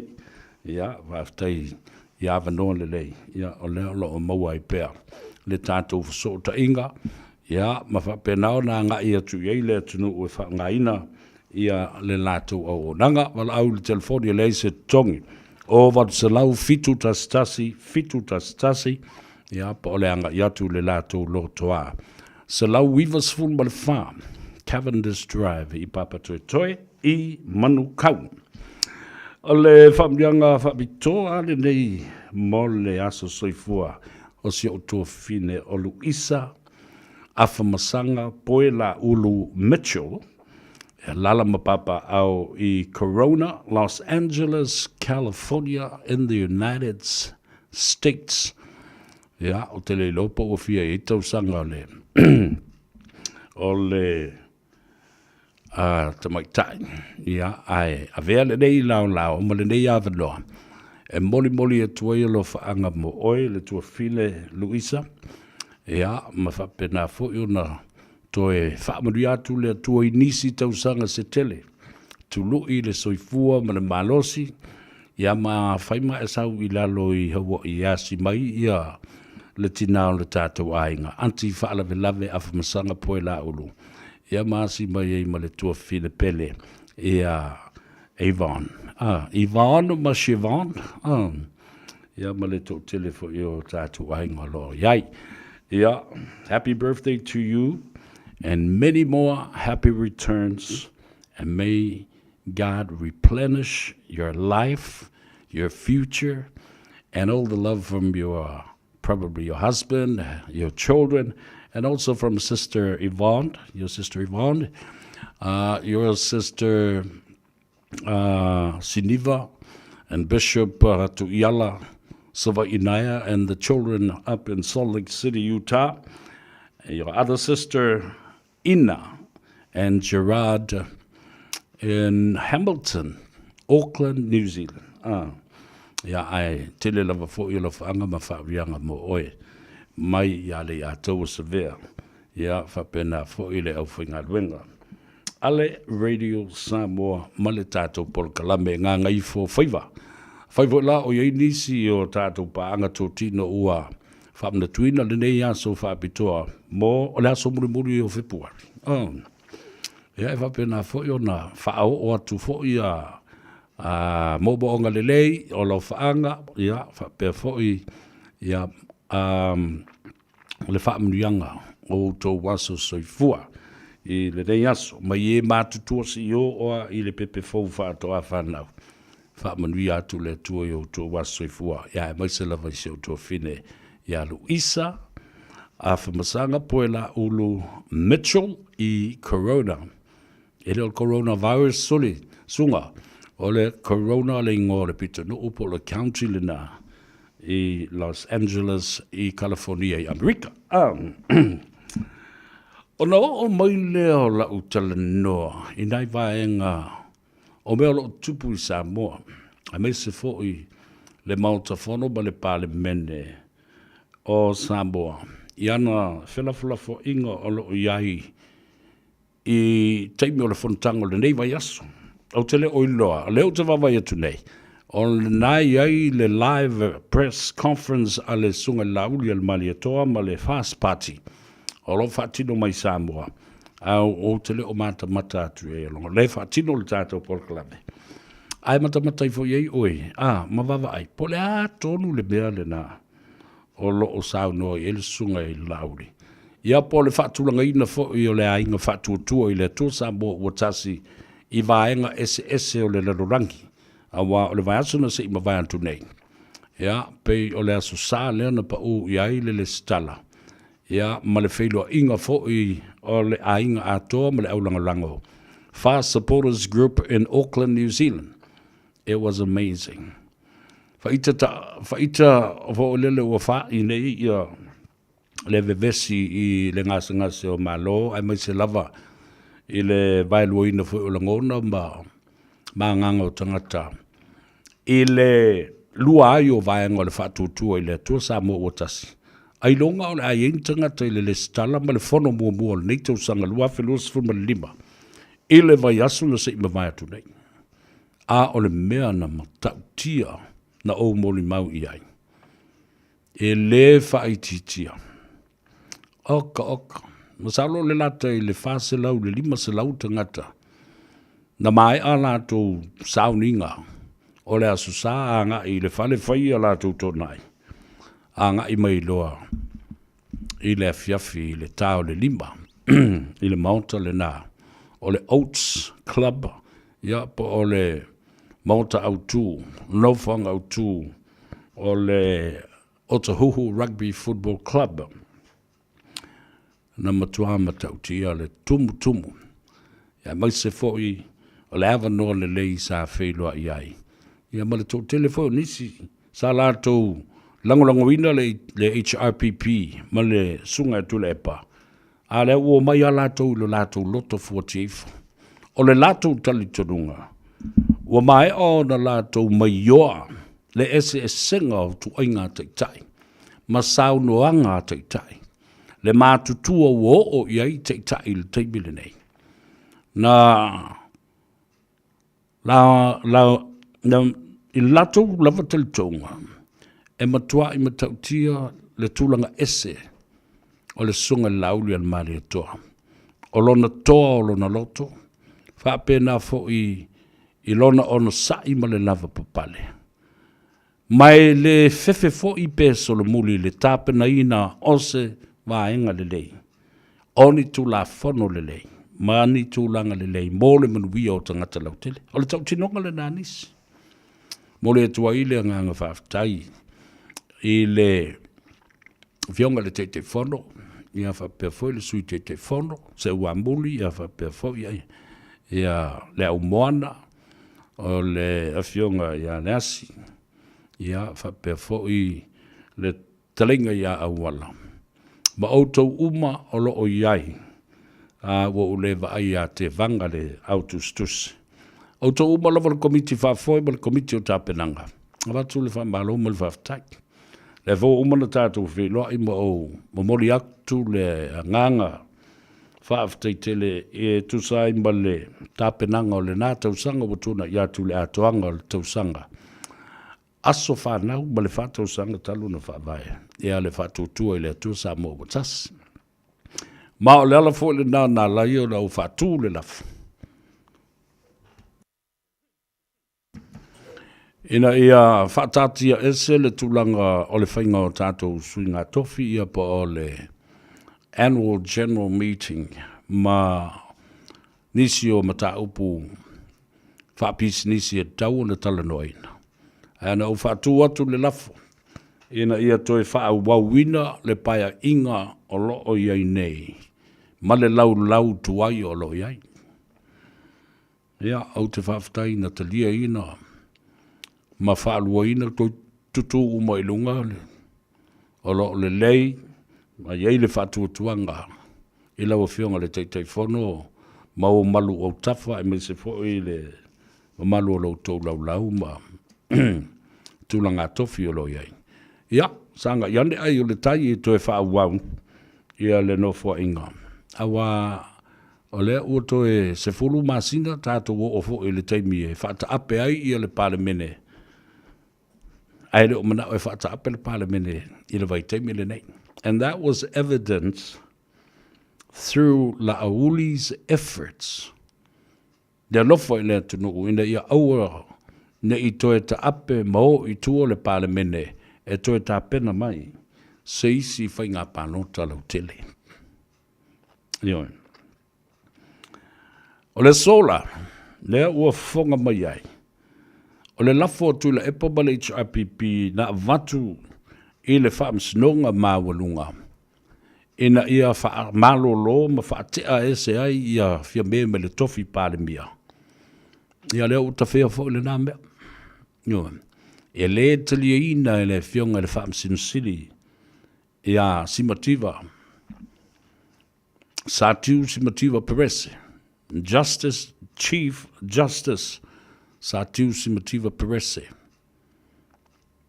Ioi, whamai. Sa nofo le whaamsinonga. Ma whaatali i se whai unga e whaia. E le whonga whtalai ma le pāle mene. I le lafo atu le epa ma le HRPP. I le toi whaatutua i na o fia me e a veo se pale mia. Wa umana mai le pale mene le mata aupu. Uma fo ina ave i o. I le whaamsinonga mawalunga. E a watu a sao noa mai le whaamsinonga mawalunga e tawala mai le fionga i le whaamsinosili. Satiu simativa perese. Mātou te le whaia se whai unga le mata aupu lea. Au talia uma fo e lo ia i tū uma o le whaamsinonga. Ai o le a mātou whaatalitali I se tali mai le pāle mene ma le fionga le whongtalai. Le ala le tali nā utou sila ma mai moa I ai, ma sausi ai le tāpua inga le tunu. Whaau ngā fōi. Le tutu whaatasi. O la uri. Me le vaenga o le whaatutua le atu Samoa o tasi leisi tu. Lua se furu I lātou. Whaatasi ai. Ma le se furu ma le lima. O roo I o le fionga le te maitai pāle mia. Io le nā. Sa mai moa ma sila I ai. Ina ua ta whea le lafo. Ta whea ma mangotoane I le moana sau. Ma ta whea atua I lava ma li ai atua I amalele atu loa ma ua apiritia ma I tua au. E lata mai le a au le mea na lele I le mea. Ma le moa I ngāsi mea. Kau apakai fora ma kau kuulunga nguku molonga isu I le fia manaba. Ua le mawhai. Io. Maua ma le lua vai tolu ina ua tulai foi ma se tasi o toa.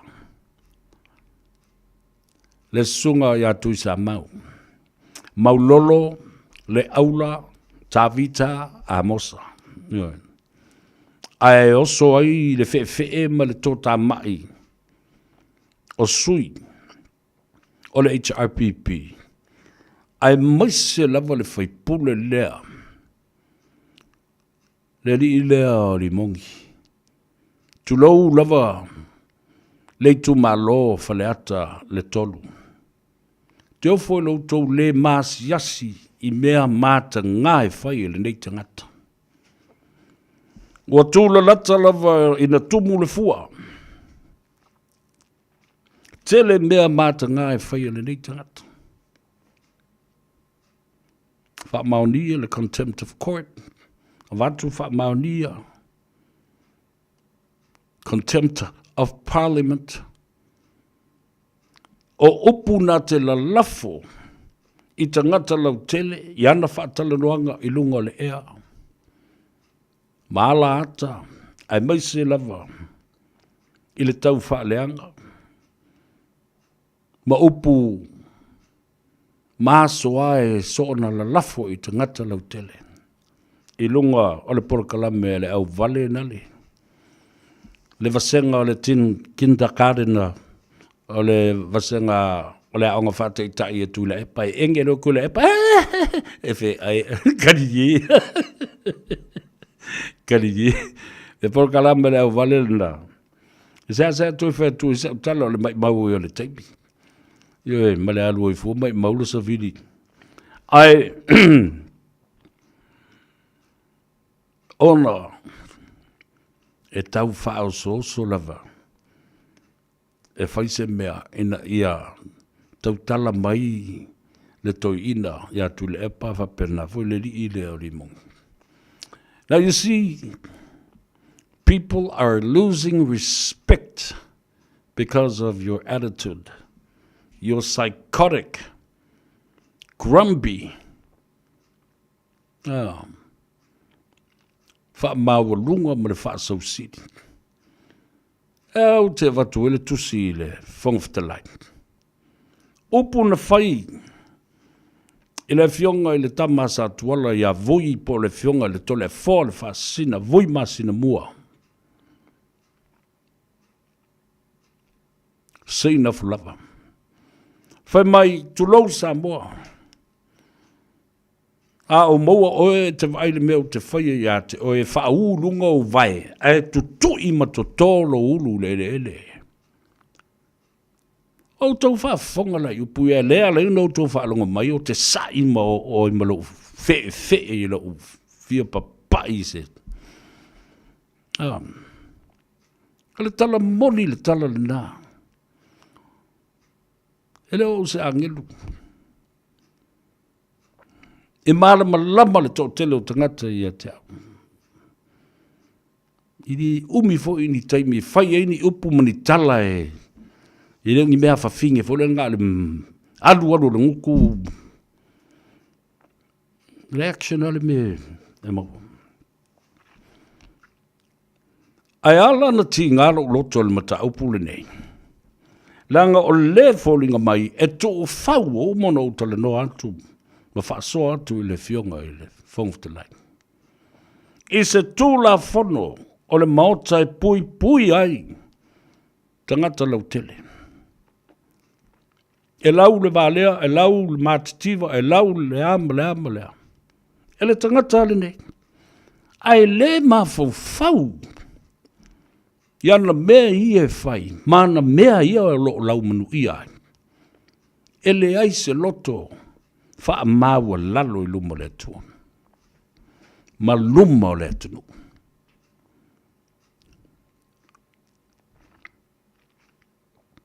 A le fo to e whai. E fo to e whai. O le ala le fua ia lau fionga le whongwhtelai. Le whai mai wa umana whai lea o inga. Ma toi tupu fo iei lea mano. A le whata sina ai. Ne maota, maona tu la whono tu mau. Ma tu la whono tau a loa mo winga ma mionga whipule. Ma upu la tu te sona la lafu.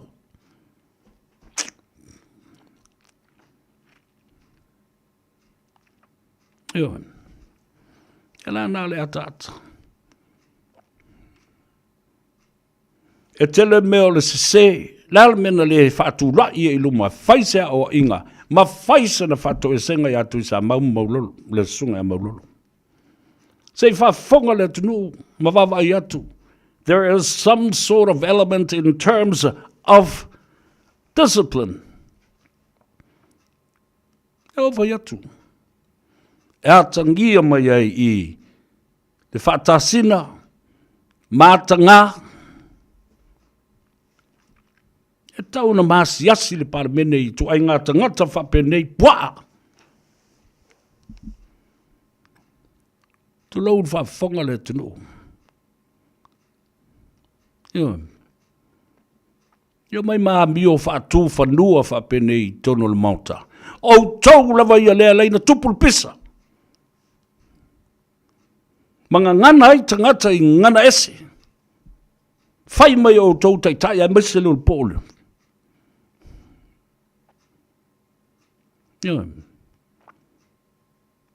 Ona le whai ale i o se mea. Le aini ai e inga. Feita tangata. Dala lea na leino tusi atu sa o talanoa tu i fo il whongwhtelai. Ma ia sao noa mai. O le a whai se fufuanga le mea lea. Dala mea lea o le tofi e se komiti whapitoa o a mionga tau waloa. E su e elmu tau pule. Whai e se whainga i le li lea. A o le i whai e se tangata i e se au a ingai i whafo mai o le mauta whanu ma le paramene o Samoa.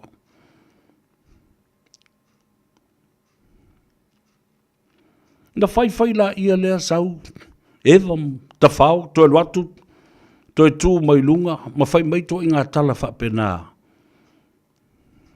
Te mai o lea lava e tū atu, le sui o whale atal tolu. Koutou se sila i Samoa.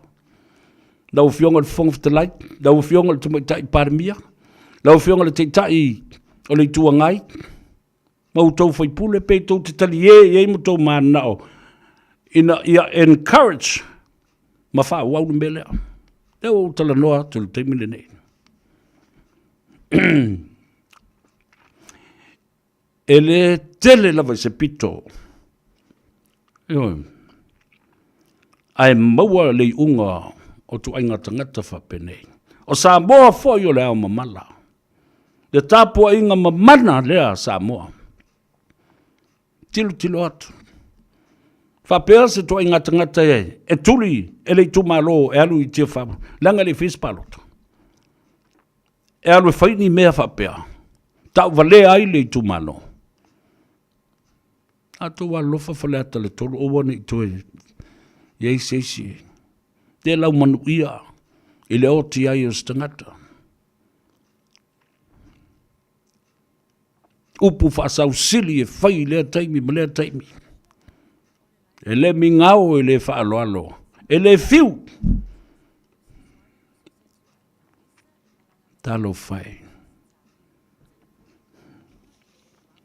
Alu nei ma e tilo ma mawhau. Ma whaatutu.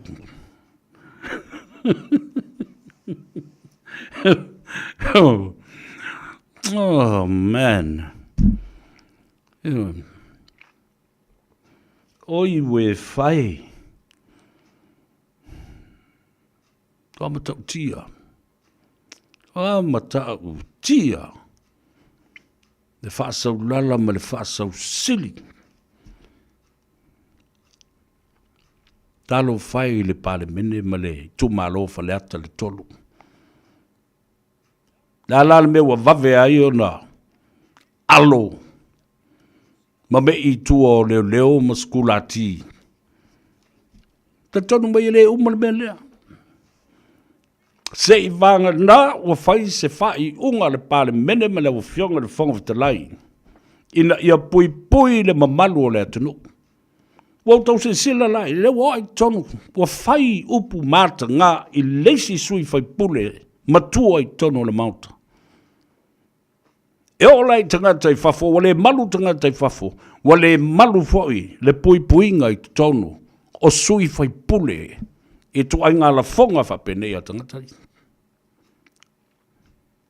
Na o sa i atu lava.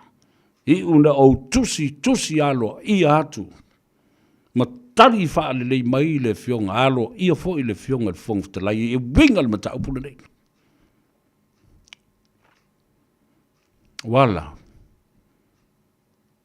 Wala. E te tutu le afi. I fatu ma pute o tangata.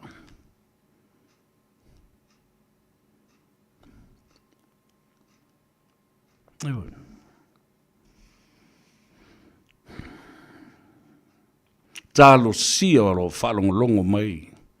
Le fionga le whonga whatalai. Manatu ia wa matu. Elena wa. O le tō whā momori le nā. Mai le lau tele o Samoa. I ona tupu mō nei. A inga ma te paau. Pape nā fō i le whawhale upolunga. Ia tō mō mapule. Nanga rei i ubaile. Foro fau tua wa ato uma iai. Pū whagota. O le pa ia ma le mamalu o Samoa.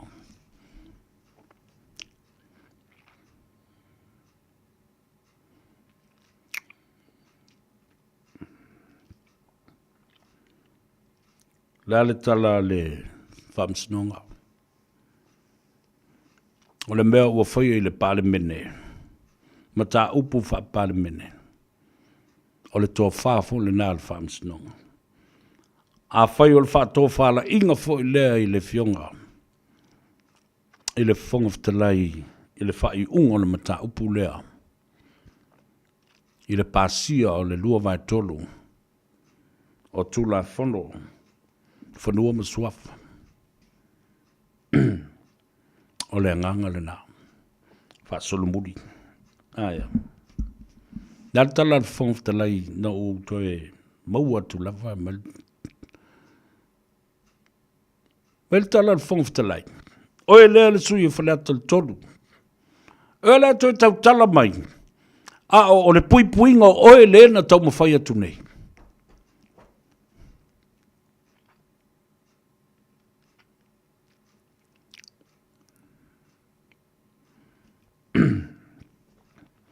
Ia.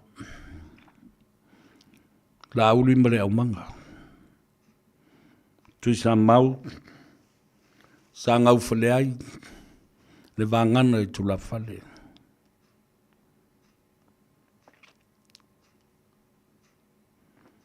O tu ta longa male nai tu. Tui tui o le ngā tui tele mal mamalu i ato tui sa mau. Ia lava papale. E lava papale. E rau tātou o ni angelu. O i tātou o tangata e whai whatu, whai mawhau whau. A o le tau singa o le tātou wā lea e tala noa tuai. Manu manu i o tātou lava tangata. Mā tātou ngā ruenga. Mā tina e o lo whanga i a tātou whanau. Ma tausi o tātou ainga. Ai ai lava. E ai lava. Le taimi mō ta ngata whapenei. Peo le whaipule lea. Wa leva tele o na whai.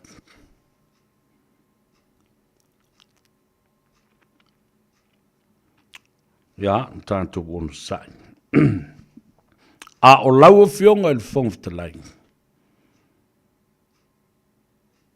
O te tui nātu le lui tau, whai ma whawhonga, tau mo mori o Samoa atoa, tawhai fia ma le nei, atu nu, ma le porokalame le nei. Whai se fuafuanga i le mea lea. Leo o mana tu watu le whaamdianga. Parliamentary privilege i to tonu o le mauta. E pui pui ai, ali whai pule, ma upu lato te la lafo. Ai o le mea le nā o le ua alai ona le tango fia le li ilea. Ono le parliamentary privilege ma mawhai ona toi whaau i tua upu nei i tula whono tu mau. Ma wha mau maunga le Hansard. A leo te tatalo atu le wa fionga le whongwhtalai. Whai la se tula whono. A wai ngata sa o tonga le nā parliamentary privilege i to tonu. O pāsi o ia ma whai tutoa. O lea. O le mauta whono ma le parliamente. E te sauroi whafo.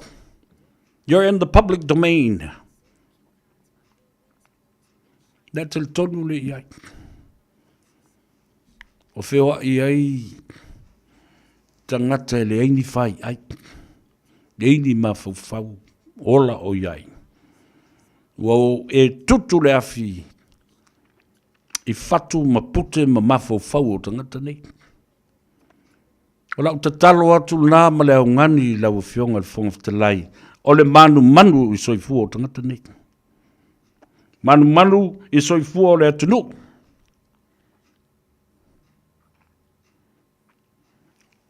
Manu atu fo i le saunga le mū o whaipule o lau palemene.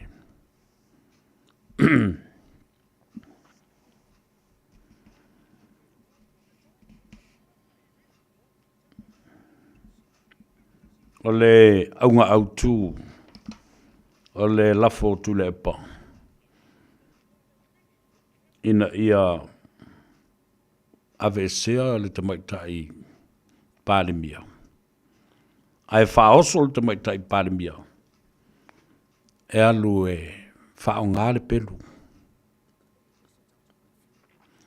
E longo i lea o le malo, e sau e whaata ape le parimene. Aia. Toa tele le tangata le nei o la auli ma le tūla i atu. Tūla epa. Sulu le pelu le whaamoenga. Te eisi si aso whairi tau lafo le na. Aia. Ia au si mai le whaafongo tātou telefou i vai whanua.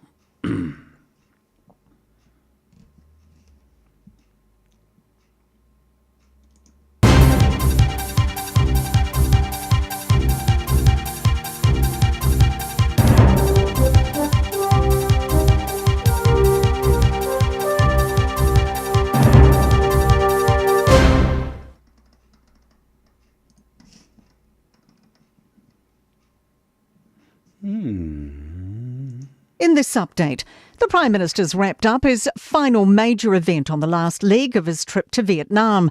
He met with Communist Party Secretary Nguyen Van Duc this afternoon, the fourth of the big four major political leaders in Vietnam's upper echelons of government. Political editor Jason Walls is there. From grip to grin, handshakes to side hugs and everything in between, Chris Luxon's focused much of his time in Vietnam meeting with its bigwigs. And the relationship building has clearly paid off with a gold-plated diplomatic and trade deal with Vietnam's government that Luxon says will make it easier for Kiwi companies to do business in Vietnam. Pharmax chair Paula Bennett says it's time for a culture shift at the organisation following the chief executive's resignation. Sarah Fitt announced today she'll be leaving the role at the end of May after being in the top job since 2018. Paula Bennett says Pharmax relationships with external stakeholders and transparency have been deteriorating. We're effectively working on a model that was put in 1991, so we need to be refreshing, resetting, and I think you're going to see a very different organisation by the end of this year. The majority of police staff are in favour of a trimmed-down executive. Police Commissioner Richard Chambers has released a decisions document to staff for a smaller executive team. Political reporter Azaria Howell has more. The Commissioner says the vast majority of those who provided feedback on the proposal, both frontline and operational service centre staff, support the changes. Chambers says he's not yet confirming how many roles at police will be axed, but is outlining the 4 priorities in the new structure: core policing, supporting the frontline, leadership and fiscal responsibility. Wellington Cycleway and car park debate is heating up again. A number of Wellington City councillors are calling on the city to look at ripping up the separated cycleway running alongside the city's botanic gardens. Hundreds of car parks were removed as the bike lane was being built in what the council described as improvements.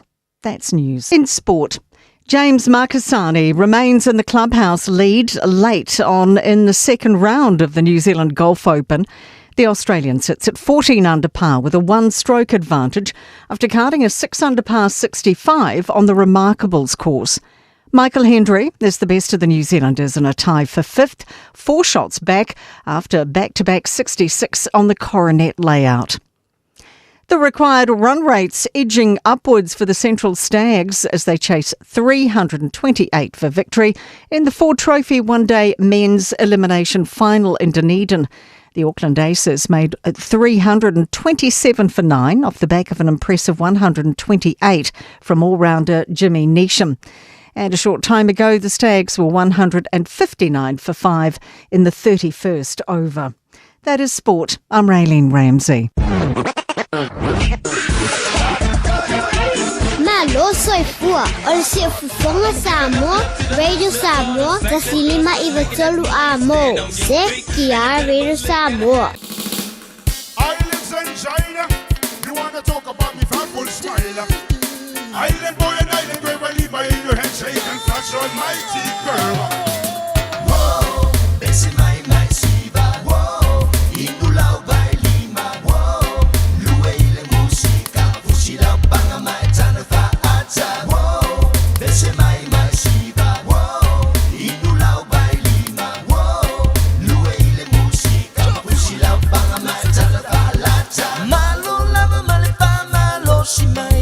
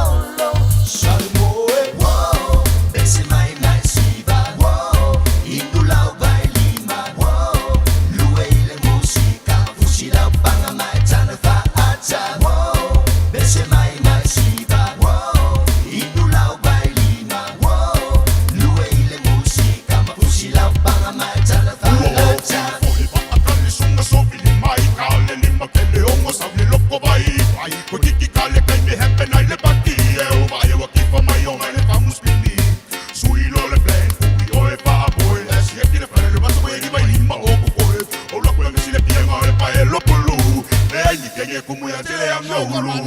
Whoa, besi mai mai siva. Whoa, indulau vai lima. Whoa, lue ile musika. Fushila banga mai tana fa ata. Whoa, besi mai mai siva. Whoa, indulau vai lima. Whoa, lue ile musika. Fushila banga mai tana fa lata. Whoa, besi mai mai siva. Whoa, indulau vai lima. Whoa, lue ile musika. Fushila banga mai tana fa ata. Whoa, besi mai mai siva. Whoa, indulau vai lima. A whai alo sa ili se a onga a mata molo walu. Au aloe te toi popole o le Galaxy Childcare e tele o na la lai au kilani I saute. E toa tele whai a o ngā ngawaa o le a o ina le whānau e ia inga whapitoa pe a le sitala lo walu. Tolus fulu I tū la, free. A vanoa le vēna le a onga mo whemalanga inga le whānau, free. Maua mea aia le whānau, free. E ia inga whapitoa. Mo nisi whamatalanga, whaafsotai le o lua tasi, o valu tolu, lua fitu, lua iwa fitu. Avia maua sosa, Omega ka. Diana lowi moa, Omega ka. Sabale tau mo fie, Omega ka. Fili mai loile, Omega ka. Omega Cars, lua selau Cavendish Drive I Manukau. Po le telefoni o iwa lua fitu lima valu tasi lua. Susu mai Manukau ne, Omega ka. Umalole keisile, Omega ka. Talofa Samoa, o Atishna Ryan, o le Licensed Immigration Advisor mo le Auckland South Immigration Consultants. E visosoani mo so se tu ai ngā visa e malanga mai New Zealand po Australia. Telefoni mai nei loa I le o valu o tasi o no valu whawhitulua. Po le olua tasi o no valu whitulua tolu o. Tala whanawha tia roa, ua te talaina neile o nanga e veni, mo whaatangwa I au ki lani New Zealand. Numero tasi John Coulter Drive, I le Auckland Airport Shopping Centre. Tala whatawhatonu lava le warehouse ma le countdown. Lau whale o fula wiloa le e veni, Auckland Airport Shopping Centre. 24 hours a day, 7 days a week, Radio Samoa streaming live on www.radiosamoa.co.nz.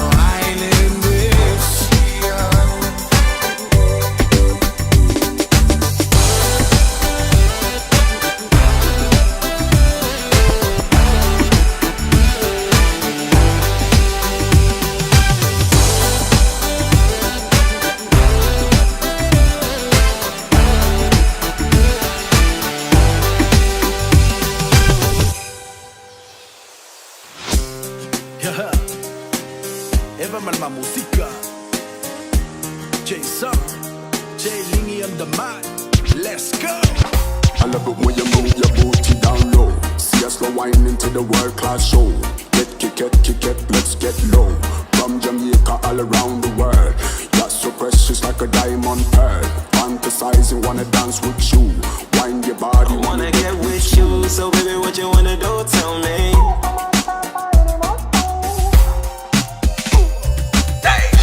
Never mind so late. See my fire, mole. You and my wallet only. Ia le na whaafianga sui whiwhi loi o le uli ale banava o ngā luenga mana ngā Gagaifo Faiva fo i o le atunuu. Ia, tāteo ai momoli oi le tau whale lunga o le ala tele. Ia ma whaaka koi oi ma whaalala tua i o whonga i lunga le ala. Ina ne i e fia moe. Ia.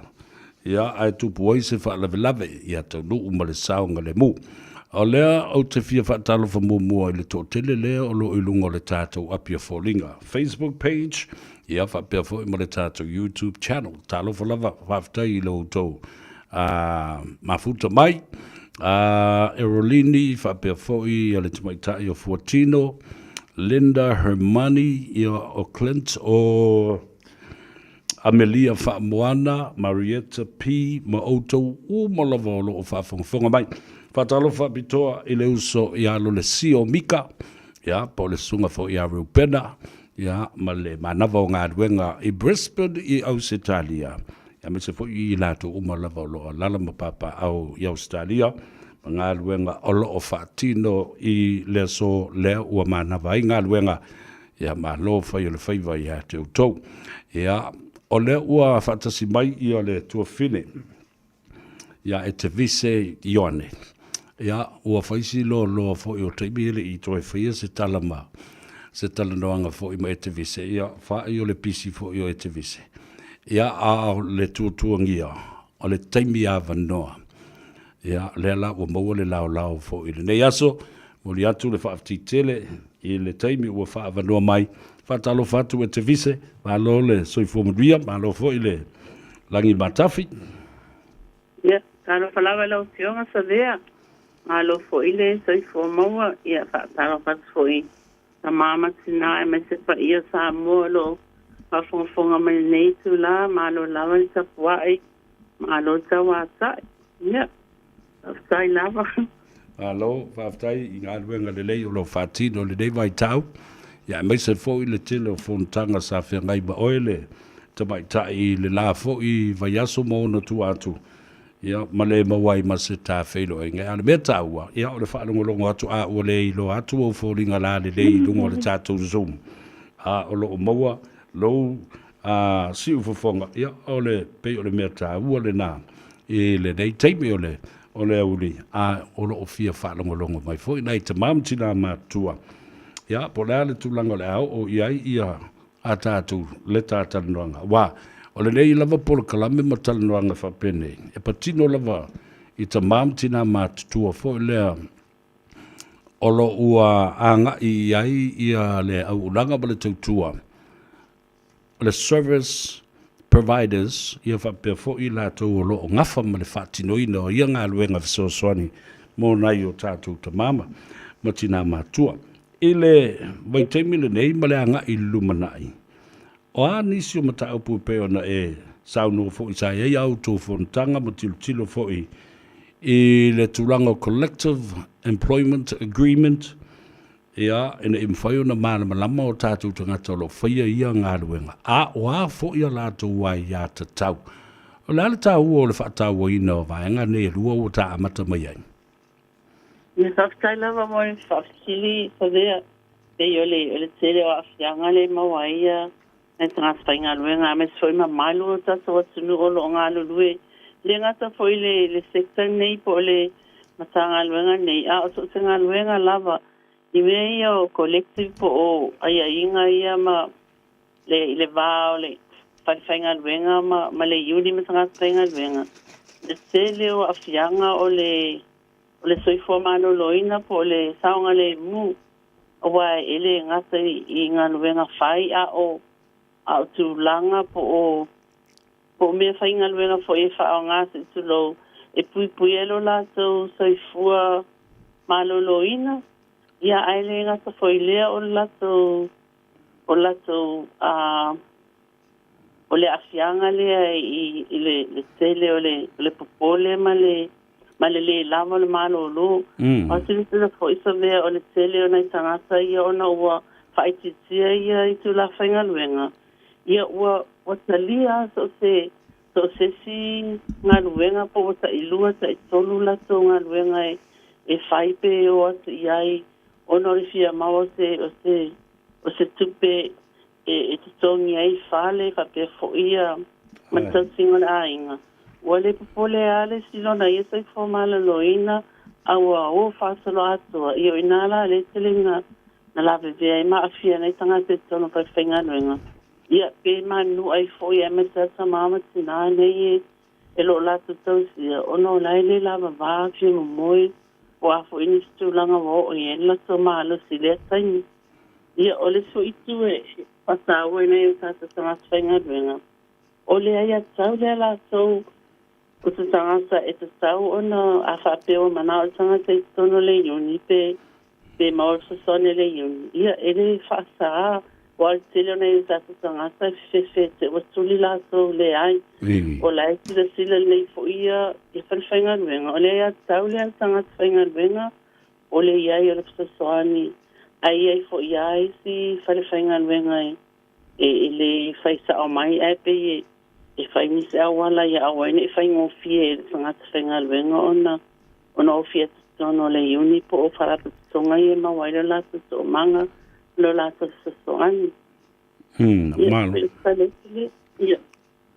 Ia o lono winga, ele ngata i lata wa ia tatau, ia e whapena foi a whaititia i tu la whaingaluenga. Lono winga foi. Ua whaititia fo i ngā luenga e whaatino a ngai tangata mātutua ia e a ngai ia le o nanga ma le tautua ma le fisosoani. O le tele o awhianga nei ta māmatina mātua lo i vai taimi nei. O le nei vai iaso man māsina o te atu nei. O le tele o matonga luenga o le tau mawhailea te utanga e ma company o na ua tui umaia ia rosters po taimi whaingaluenga anai tangata. Ia. E whate tainga o laso i sa whaingaluenga le pō, o mai whaingaluenga le au, o is whaingaluenga le awa uli, o le aise tua wanoa mai i fuafua le a inga ma le mana o mia o se awala e sapota i fōi nai tangata mo laso a inga. Pe o nai tangata i ena o laso walo la aisi, po matua tausi fōi. Walu fasolo aso o whapea mai lava o e whaingaluenga le rasta i le pō. Ai le masani ai ono le tere o laso. Na alana fuafua ia taimi whaingaluenga e whakatau nei o laso a inga. O le tere le awhianga ma le situ. O nei tangata matua. A whai e sui e toi aso umali tangata le tausia laso. O le ai se vale e alufama mana mai na masani ai pe a masani tangata o whaingo fiona whailo atu po ame lo mana wai po a fo ini meo lo mawhati ai a whape sui e toi asa o mantangata i o wale toi e se mawhtanga nia mawala lata ma le alofa le whaali ati nai tangata matu po so se silawa lo nga singa se polo o mawaina le au nanga i so se itu lava le sekta nei o le tui formalo loina. Ia, mai ele gata fo i la ele da o le tangata lea watu le vai aso atoa o te loa fo i o tū maanga o le ngaluenga lea. Ina ia wha mautuina ia mawhatanga. The building of the trust between the giver and also the recipient. Ia. O ia se vaenga o se porkalambe mwhai ai o na ngā lulu e whapaanga ma le work and income support in terms of subsidies pēr whaititia i tū la whaingaluenga e mawhai o na maua leo tau uni se avanua e whatalanoa ai ia le vaenga leo le Ministry of Social Development e whai ona subsidize ia i tū la o le oto e maua le tangata whaingaluenga. Ia, mana ia ka sili, ai ele taili atu le tūlea. O le vai aso lea sa o ia swai le bargaining po le e tanga le ama le swai company tele lava lo va aia le tele o fale nei i New Zealand. Ai amai le laso tamatanga le amatanga. E tolu ia vaenga ia maua mai ia le alanga tele te tongi ia tanga whainga luenga. Ia ai maua mai ele ai te tupe maua mai le MST po le wings la lea e support ai o le si vaenga e la itisi lava na le ono pasene le si ai 3.5 lesi. Ele te whea ngai ai tale atu la fasili sabea. Ioe, o le tele na o ite taimi e whautua i le sangata le whainga luenga o na waoi mai wale te tai lava ia taimi whainga luenga. E ma whaina na o atu la tau i o i le income, i le wins e whaali atu ai lea foi. I le vaenga le wo o iela tau tongi wale te tai nga whatia le tupele maua. Ia malea foi. E mau mai te sasani o te iloa e to tele tangata wo o te o i le services lea ma o lo sasani fo iai ai anai o fasili ai o te taimi nei ia o matua i te le fo i le lea fo i le tele o le service la so a wale lava ni tupele maua mai e whai fo i au o nanga e se estele mana o mia ai e maana i le fasili se i toi ti lopo o wai ai se ai inga o se manlienga pa o se ilo se lo taimi o le ai e refer ia e mato members e o le wins al telefona solo ma o le sasani ai le se tai lava ioi ia ta wo tele le vaenga le na wa o nai ai a so soni lo fai o na baua ia e le te lava but at least yeah. Ala le tawu tele ole e fia se me o tipi mai po o ave ese mai tutongi o tangata nei na ia mwhaiona le stala le uni. Mana e te sivi savea e whasatau lava ele ia o witu la whainga ruenga. La whapea i lalo ai ia e whaalama sene le vai aso ele o le la o al telo taimi. E whewhewhia mai tangata pa mai o kasi tele o nātu pela ai a whapea e luasfulu lima atu i lunga le tolsfulu lima ia i tu la ia e iwa tā la ma sene le vai aso. Ai kōpua a whapea foi e te malolo ona wa mai po i lunga le ACC. Ele tongia la te longa o e te fo me whainga luenga. Ia, e whapena fo ia mātou, e o fo ia au. E iai fo le uni mātou te au atu iai, e te tongi e whai fo i mātou. E te tongi fo ia wā, e te taime, mana o mi ere sasani alai eile au o nanga lea. Tāua for representation, fo lele, Lenga tai le representation. A o le te leo ngā luenga i uni. O le tau ma whaile e whiutanga i ma whare ngā luenga ma le mālo. Ina ia maua i tangata whainga luenga ia le tūlanga le masaunga le mui tona whare whainga luenga. Ia whaapea fo i te tongi ma pio se i tu telena o lo o mātou pisa nei taimi. Ona o le sistema i ei nei. Ia whainga tai wa whainga tā o mare tele o mea mō nei tangata whainga luenga. Tele po i policies la o ma whata sia tai o tōnai. O leo wa tui whaaleo ngā ina o lea a fia tele nei tangata whainga luenga. Ia pere i tūna i whainga tā o nei le natai i le au ia pule o whainga luenga. Ia a o isi fo i services na ma no public ma private. O sui o mani tele o tula kono ma awala nai a fia nei sanga kainga duenga. Talo fa. How often po la if I feel on the fai I training ala ufinga bunga le care providers I be say service providers tangata I te totasi lo nga lui I nga luenga so so ni den. I te tono whaiwhainga ruenga po le iui. I tono o whalwhingalwen. Ia, wai ia, tisira po I tono la so o a po I o kongalake po la so collective employment agreement. Ile whea ngainga le vao. Ia, elo o iai lawa ia po I. Ia inga na e tauna na whaile leia ia training a tanga whainga ruenga. Ai mai se lava wai se uma lava ia to mai ma ngā wā o atumanato. Ia pe yore level 1, 2, 3, and 4. So e te tau fo ila a whapeo tanga te tauna. No tau steima mua. E tauna wa aia whala au ma vai tanga tawa telu taimi. Wale aini registered nurse se whaia ono. Ia o tele short staffing ma le sindeo le lava le tupe. Ia le te wa ainga ila lo le ano. Walk out to Maya, nurses is to a file, it's a metas. Ina wa umalma so striking a file law. Ono le, o le whainga kāma le yo to langao. Ia ono batrone nei tangata ie, pe le sinena lo a fiaila to le fefe. Ona I te iwa tuku se whala velave a la whainga luenga, e le se support. O le tere lau mena le wa ave fo e masa pasea lo o in ave se keise sinunga le. I oile employment relations. Ona la ole tere tulanga nga e foi la na iti na istanga whainga luenga ono mana e whaia training. Aile mo whaia ona ave ia me sa levels mawa lunga ia.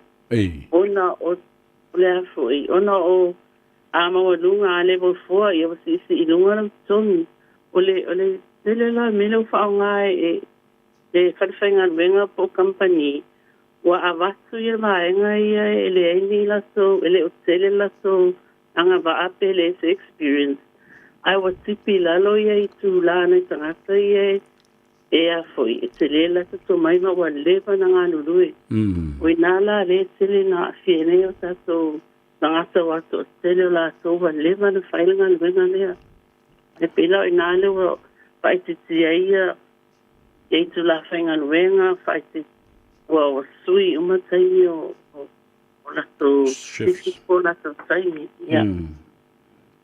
O e se whala lave o tūlai mai ua a fo lele ua le maua atoa ai ia I tū la nanga lue ai ia le tangata ma ua short pay fo ai whina wantu ai whape mai o mea I o le roster sa ai ma le talutonu wina le wha momo wina oni I tū la whaingaluanga.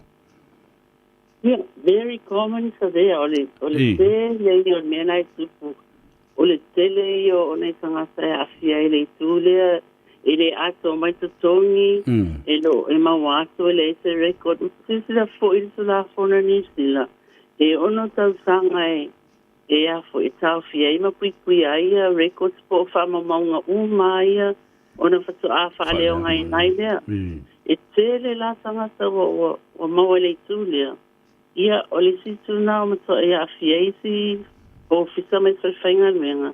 Awai a watu lo le tala e a maile time and wage records. Ia, e tauna su e uma mai lava. O inala le tere na whaasala ia is company. Wai a mai e lo ai pe o le keslena na o matu ne ma le swa itama Samoa. Wa whaate a me manga nuenga. A watu lo ma le tala e au mai o manga time and wage records. O taimi ia manon tutongi. O inala lena mawai.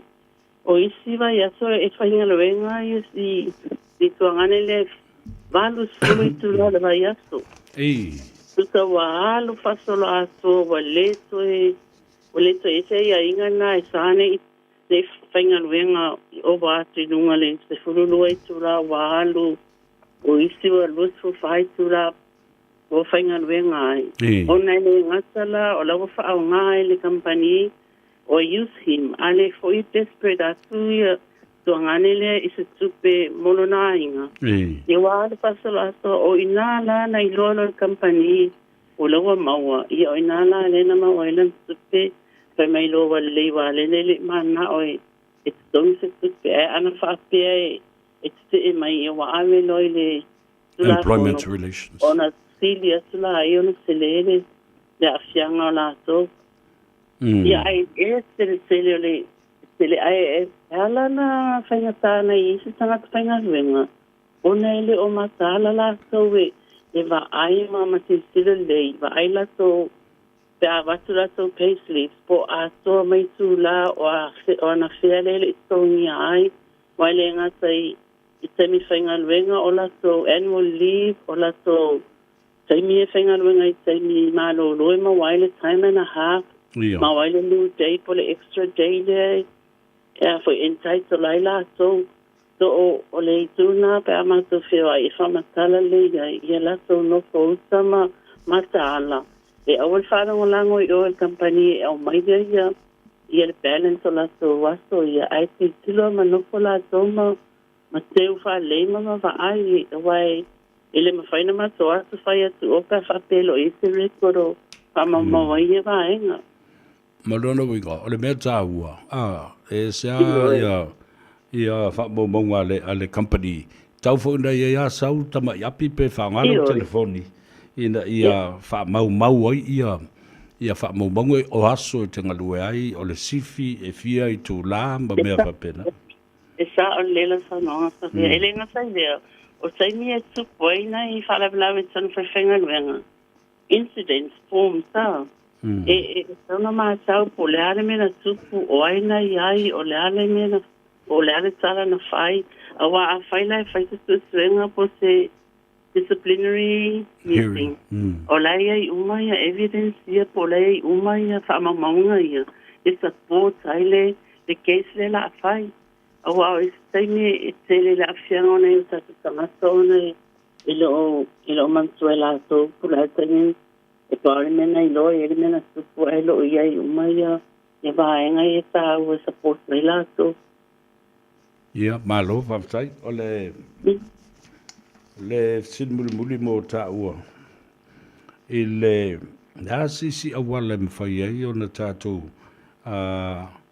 tilo le fo ia o le mata upule nei pe o le upule te whaanga ina mai nei o se amatanga fo a transition from the old regime to something new e fai ai o na taula i ei le vaai ni suinga le lei ma ni suinga tala whea ngai e whaatupu ai le taltununga ma le whaatuatua there is hope in the future whaftai lava maa nei pasili so rea o le taimi nei o le ona o le telefono tanga ia na o awai ati ai ia awhia e le telo sa i tae mai communities ese ma i kale sia foi o lewa o vaai atu nei wa ma lo si ele ngata tano falsainga menga ai ia o atisa so communities lera ina foi ole tule tan so formala noina e afia mai lava ta so a fai e do tanga sa lai fainga menga ona e ta so matua po ona tanga sa lai e mawaina le o nanga le ai le ngata taimi nei ale lumana e fo le tele la o va e po ona tanga Tato a Pasifika.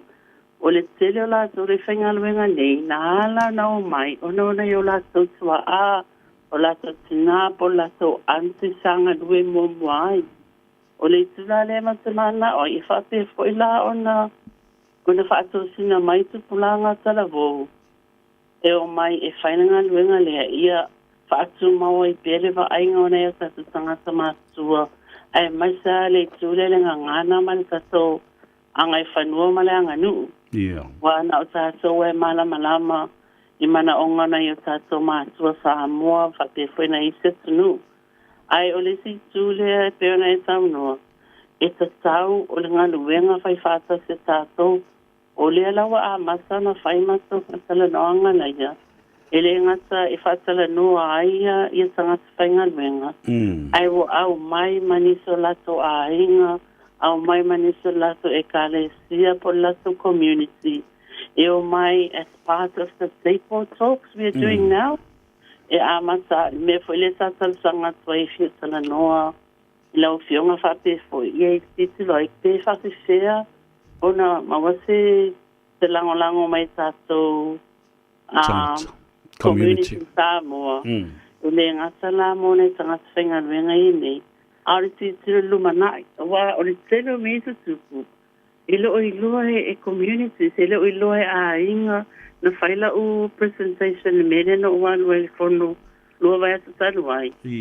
Ia, umatua ai, e whetā ngisi te i whanongo mai, ua posime tau tamia nai mātua, ua niso la tolo ila so mātua i whale o nei kangata mātua. Ua posi wa iwa tā la le aso, mo le mea tau tamia ta māpo tinala i whale, le tele o whale ia kangata mātua. A o isi whai mai i tau sami mele, wha mo le tae au, wha mo le lunch, wha mo le po le alawa se mea e o i le susu me whapena o ti, ua fua oma, ona o lai se per tupe. O le tula le e ta tauna si la fia e le mamalu lau tele. O le tele yo me te tupu, o le ua a fia ai i le tau singa o nei o tatu tangata mātua, o i la ato e leo ato o tōna maano sa tino mana mawhau, i le ngata tono o whale e tau se a tono fweo nei a inga.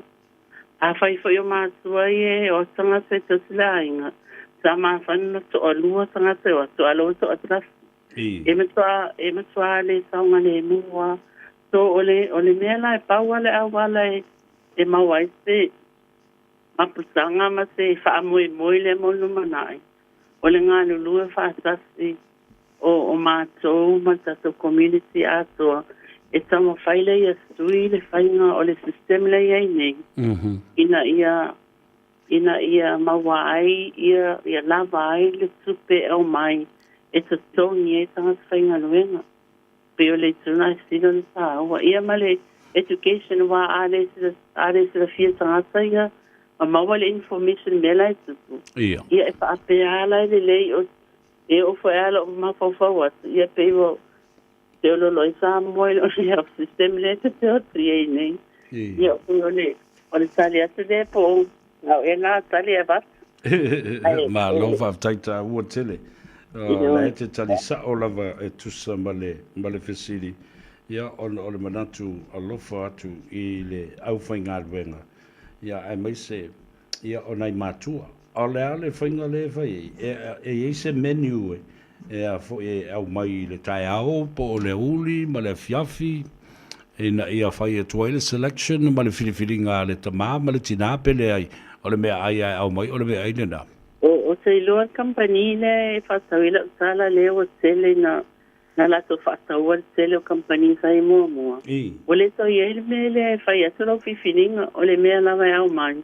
Ia pēwha ena o tā awa fo i tai mua na o la tau eno whano fo mai sisi nā tā mua e whatari tari siona sean whāna au o sa mane me tau sami o na ele ma whain tau sami e ia mea ai e whai o le whale i le lato no fuanga. Ona e pēwha la e whate sa inga le whalawa ena ma whalawa pai. Ona i tangata ia e mau le suka e sa masani ona tau sami le whalawa ena ia e whesili atu e whamai e whaito ai ngai whatau mai whalawa ena pera mana o ai pita mai mea nai ai este le tāua tu sawa le ai se quality o me tau mawha tangata mātua lo iei nei e whai o le la ai se au matua ai to se mea ai au mai watalia Talo whai ia ma lo whaftai bole tā talandoanga fo i ndei a uli ia e watu ndei a wanoa tā walunga mai e lausunga le te mai tai ia le tā polo kalame ia ona tā tau mawai ai lea mbale ngā whalualo ia whaftai tele lava sa vea mo lo a wanoa ia whaftai fo i sa mua mo le tō lango ia tā lo atu ia tatua nā o tatonga luenga whai whaatasi ia wata singona i o tatonga to asin sina ia fa malo foi la solo pa ia lenga lenga ia ai fa mal mole ia po ai sia mo se soani la solo fa inga lenga pe se uni pele uni ia vala au mai le no mela le ole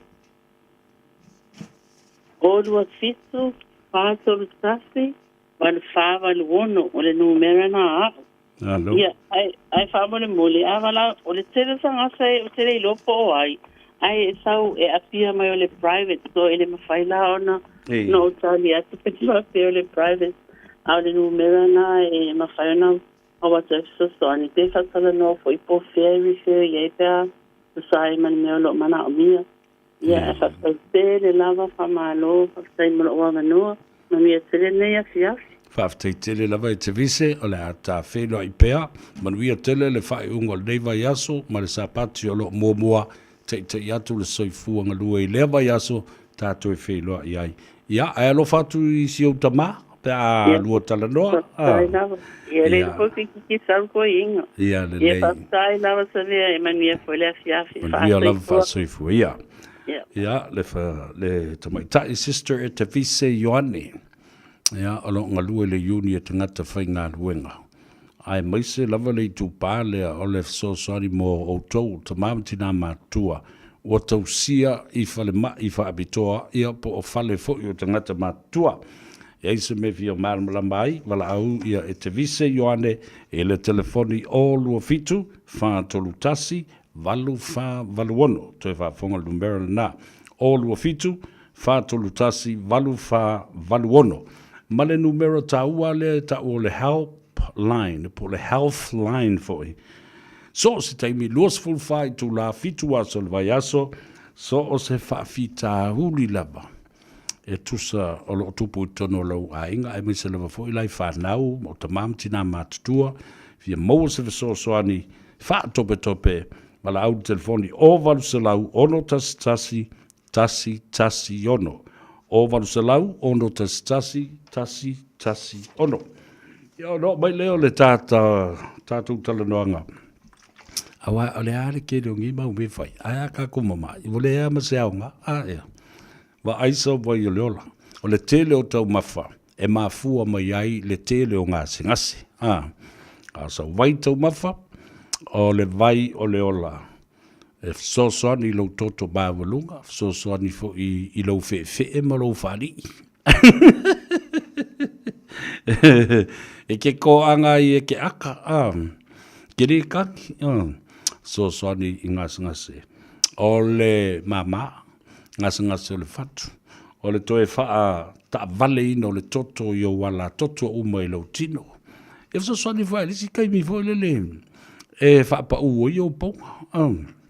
Ta ua ia sosoani toe wha le leia ia tō tonga sili nei o na ta ua o le tō tonga o le ate ia po o le liver ia ma le tō tonga o le whatunga damage liver and kidneys le leite le mo le ngase o le diabetes ia whapea fo I le toe wha le leia ma wha ese le meriti ngā o le mure ngungu ia whiwhipea ngā oso se meo se ngungu le nguko le mure kangaka ai me se anor kanga ka fure ka kala so o upuleanga ma upsam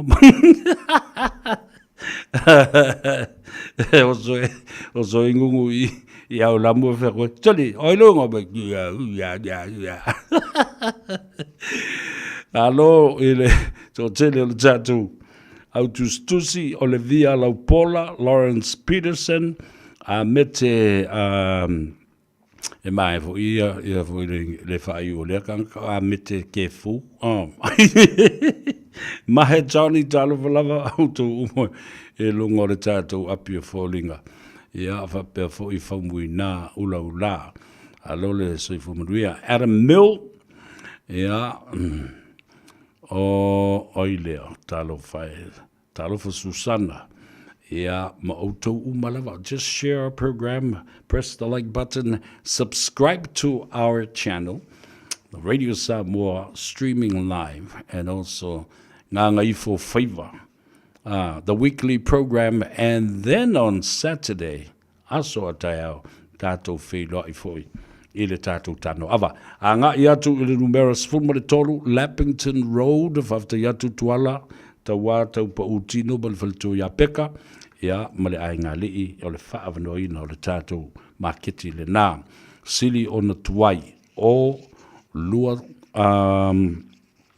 fulmare tolu, Lappington Road, I nai o Tara.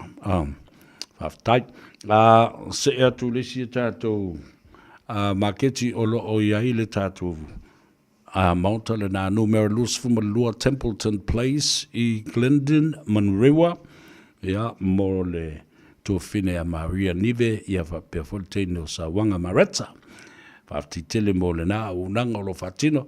Le o ngā tutonunga le mō o le taulanga whaatau I mangele. O lo I ai ia le uso ia wha o le tane Peter Silva ia whapea whoi. Ia le uso whawhiwhi au. Reverend Larry Tupai Lavea.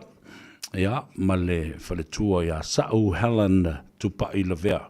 Awatu le nei awanoa momori atuai whaamisenga. Ia mamo maonga le lei o whaamawhanwhananga I le tua ai o le malo. I le sunga ia sua o le tua a lea o le whaletua ia Sao Helen Tupai Lavea. Ia whaamanui atu le tua.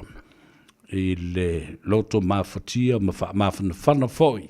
I le sunga le li whaiwhi au ma le whaletua. Mo onga le leina, ma whaamaisenga mo Reverend Larry Tupai Lavea ma le whaletua ia Sao Helen Lavea. Ia ainga na lua woma masani whapea foi polo mangafa. Ia ona o le wala aupa ia le tua le tama o le ainga. Whatalo whapitoa lava ma whawhenua I atu, ia ma whaamanui atu foi. I le tina matua o le tātou ngā ruanga nei le si ufonga o Samoa, le Radio Samoa, li a sangala a whai o whaalongolonga mai. Ia, alo whātu le ātou o savea mo oe, whaamu moe o le maua lo malosi.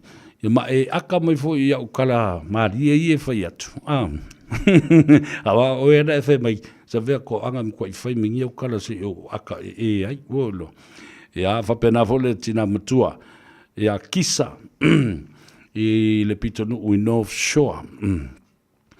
Mo watu lau vai o le ola I le asua tai au. Ia, whamanui ati ati oe ma sio ainga. Ia, me se po I le sapati o lo mua ma le nei fo I whai unga vai aso. Mai se la vai ati o tau ta mam tina ma tuol ta mai a vai pua. Whatalo whatu. Ia, wapena foli ta mam tu ia tolonga taua. Ia, ma le matausi. Ia ke mai la ia a o la I le pitonu o le Grand Market I Numeratasi Triangle Road I Massey I Auckland West lo ia le tātou whale loa o le Grand Market maua I le tātou vai o le ola ma le tātou vai a voka whapena foi isi a tātou tau mafa Samoa alo au mai ai le talo ma le whai mai Samoa is a time. So it's 4 minutes, 10 minutes away from 7. You're here with the voice of Radio Samoa, 1593 AM, with Savea Le Ataua, I le nei fo I aso asfarele. Ia, mauanga ngai foi, ia Faiva Samoa, a leo te wawa e tupea o sau, le kou ave pasi e whakaria, le pasi moe, le wa moe.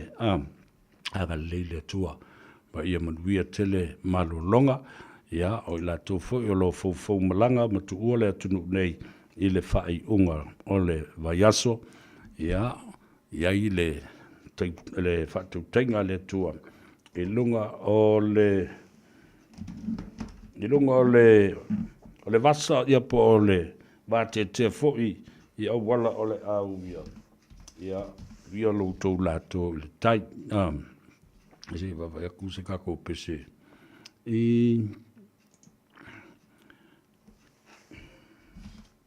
Tātou te tau mā vai ei, I le nei fo I vaenga o le tūtua, ale si ufonga o Samoa. Ala tātou o, e usu le pese lea amisi luki. Le ai, ale pese ale mātou motu tele I sa la fai, malo ainga I le tai. Ia, mau tātou ainga I puleona ma sa la fai, tuila manua, ia, whapea fo I tū mua antoa. Alofa te lea tule atou sa vemo. You look after yourself and we'll see you tomorrow here at le tano ava I le tau le tu lais funma le noa. Whamanuia whapitoa tu lava I le nei aso I le au onanga ma le tautua. A le Moana Rental, ia, whapea fo I le Pacific Easy Money Transfer ai le ngata I lea. O le aso le atu whaatasi ai, le uso moni, o le wopele, ia te au nei, le sunga ia tautai, toko, to whai ono, malana mana mea, le te mai ta I la le leo Samoa, Madeline sui tai au ma lo fai o lo fatele mo o le uso tau tai toko to fai ono ya ma ia wo ma uso o ainga ya ma oe na utou mafuta i lo sui fuanga ato i ngā ruenga whapea foi le ta alonga la kapi le peselea ale eva o lo motu o savai